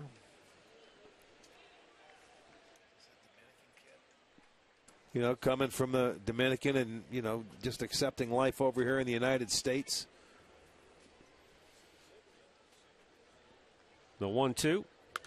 Definitely a lot of adjustments to make. I Sure. still remember Omar Vizquel. Now, he came from Venezuela, but still Omar talked about when he first came to the U.S. To play professional baseball. He said, I didn't speak a lick of English. He goes, I would go back to my little place where I lived, whether it was a hotel or an apartment back then, and just sit in my room and not much to do. Try to watch TV to learn as much English as I could. And I think Omar, his first stop professionally might have been in Montana or somewhere rather remote.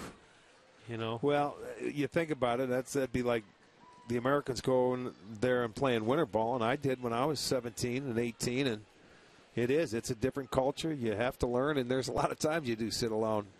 Took a lot of cold showers. Bouncing ball on a base hit in the right field on purpose? Well, yes, because they didn't have hot water. Not what you're thinking. Yeah. Oh, there he goes. Stephen First Moya major gets his league first hit. big league hit. That's good. They'll give him the baseball. Congratulations. They're all happy. Let them all celebrate today. Indians are going to have to turn it around tomorrow. There you go. You see, everybody's happy for you.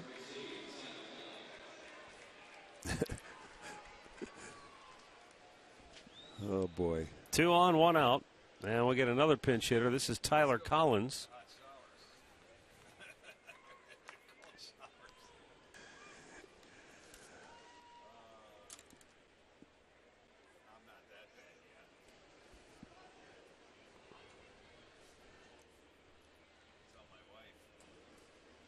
And Tyler Collins takes ball 1.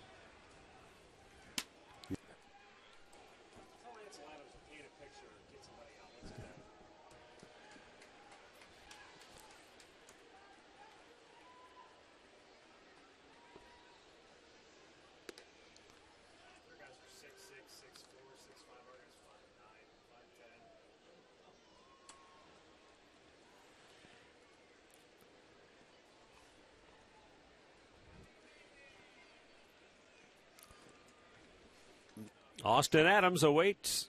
He checks. He deals. And the 2-0 is hammered. Deep center field. Goodbye.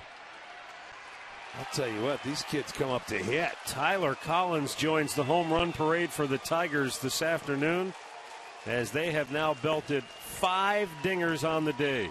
Guess what? That was in Cabrera's spot. So there's 3 homers out of that number 3 hole today. That ball was hammered.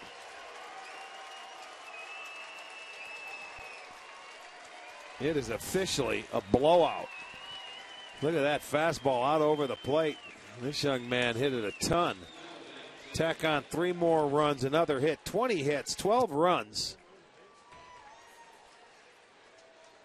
I believe that's Tyler Collins' first major league home run. Is that his first hit?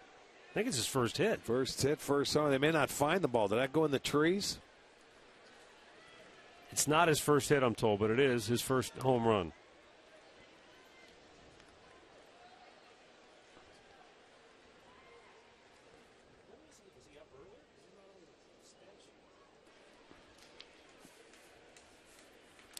Collins was up earlier this year. Okay. In the month of April. So he was 2 for 14. Got his first major league hit April 9th. That his first major league homer, and it was a no-doubter. And he's just 24 years old. Center field, Holt, 2 down.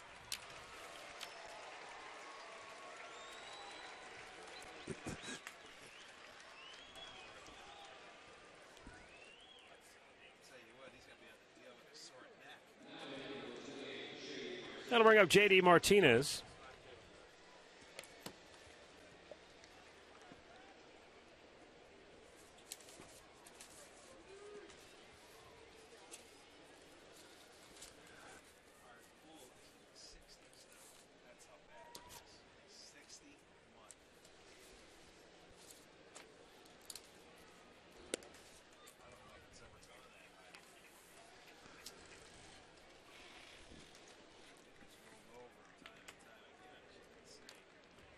J.D. Martinez homered back in the third inning.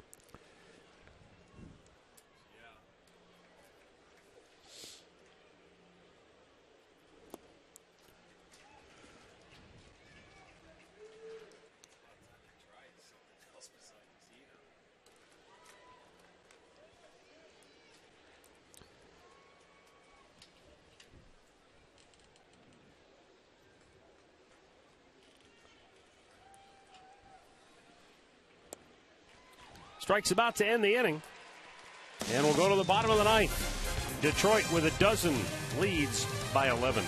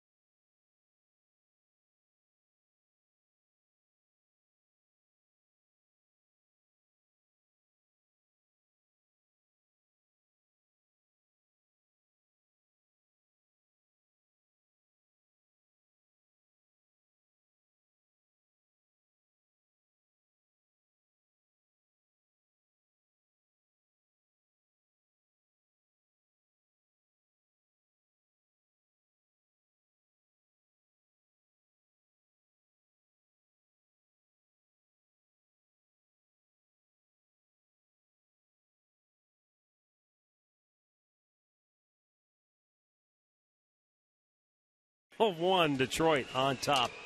Bottom of the ninth inning. And the man the Indians helped chase out of Oakland is now pitching for Detroit, Jim Johnson. The former, or I should say the deposed Oakland A's closer from early in the season. Well, the Indians started his year off on the wrong foot because if you remember, he came out in game number 1 out there in Oakland, and the Indians, he blew a save and they got him. Was it a save or was it a tie game? I think it was a tie game. Yeah. They got him in the second game for the blown save. Oh, I think Oakland came back to win it. But, well, they're going to have everybody out there now. The guys that hit are in the field. Well, those last 3 guys that pinch hit, Perez, Moya, Collins. Wow. Last game Jim Johnson pitched, he did not record an out and gave up 2 runs. Last 5 outings, 4 1/3. He's given up 5 earned runs, 3 hits, 4 walks, a hit batter. So this is an outing where they're trying to get him a little confidence, get out there on the hill, try to find something. I mean, the guy's pitched in 400 career games, but he's just seemingly lost his way this year. And Detroit's looking for any help it can get for its bullpen. That's the one area that has been very shaky for them this year.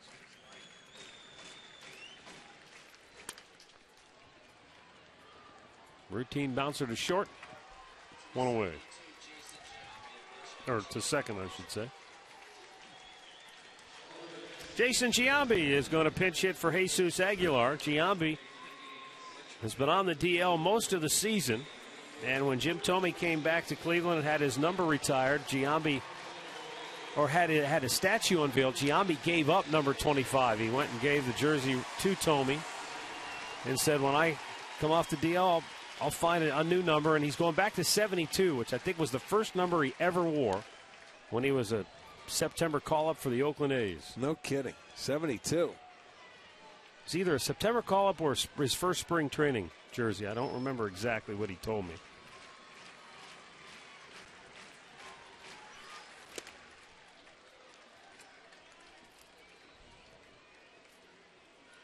Big G He's been a terrific addition to this ball club. Last year had some memorable moments, some huge home runs. This year, he's just essentially been almost like an additional coach on the staff. He's done a lot of counseling for young players at times and talking to guys on the bench as he's trying to work his way back off the DL.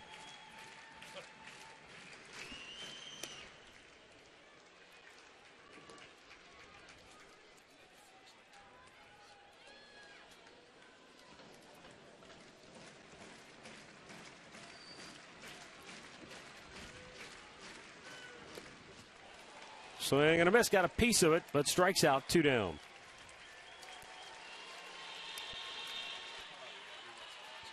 Indians Live presented by Conrad's Tire Express and Total Car Care. Coming up next here on Sports Time Ohio.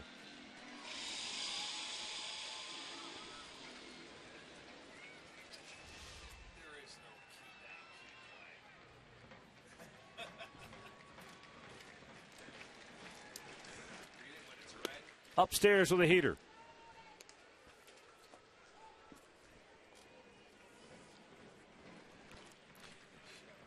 Lonnie Chisenhall singled and doubled off David Price today, but the Indians just couldn't muster much off the Tigers' left-hander, and it didn't help that they got themselves into a big hole early.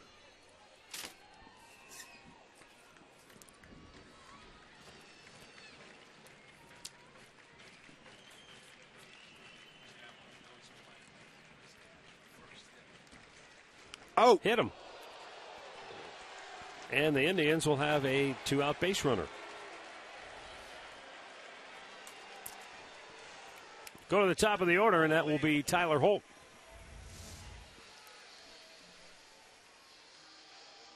It did get away. It hits Chisenhall, but that's the last thing you want with 2 outs in the ninth.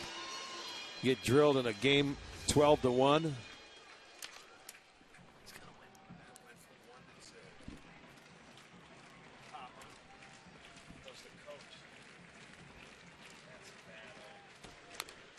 And a foul back. I have not seen anything like this guy's luck this year. I'm following him around.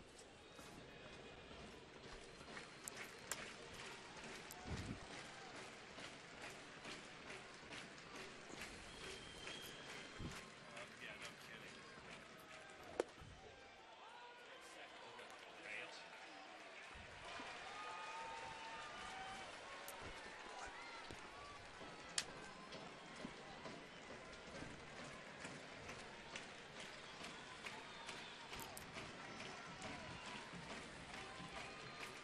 The pitch, and strike 3 called, and that'll end the ball game. The Tigers put a shellacking on the Indians this afternoon. They win it by a final score of 12-1. And with that victory, it snaps the Indians' 3-game win streak. 75 and 62 now for Detroit. The Indians fall to 70 and 65. Winning pitcher David Price, he goes to 13 and 10. The loser is Corey Kluber. He falls to 13 and 9. 12 runs on 20 hits, no errors, and 11 men left for Detroit. For the Indians, 1 run, 8 hits, 9 men left on base, 1 error committed by Cleveland. So, as you said earlier, time to file this one quickly and forget it and get back to work tomorrow. About as ugly as you can get. 12-1, and it was all Detroit. So, hey, look, the bottom line, it counts as 1 loss. That's it. Forget about it. Go sleep well. Go eat well. Be ready to go tomorrow. Time and now I'm for sure our key, they will. Yep, time now for our key play of the game. Brought to you by KeyBank. Well, you go back into the 3rd inning, and it's a play that it was a 2-1 game at the time, and there was 2 outs and nobody on. And Micah Vilas didn't get a good jump, came running in, didn't make this catch. And I'm sure if he did, everything was fine. He probably should have. And then Victor Martinez hit the home run, and then you get back-to-back home runs. And, that really turned it over. But not to say it would have been any different. Corey Kluber wasn't his normal self today. That's going to be our KeyBank Key Play of the Game, brought to you by KeyBank. All right, hope you enjoyed your Labor Day weekend. Back to work tomorrow for most of you. And we'll join you tomorrow night here at Progressive Field when Game 2 of the Indians and Tigers series continues here on Sports Time Ohio. Stay tuned for Indians Live next.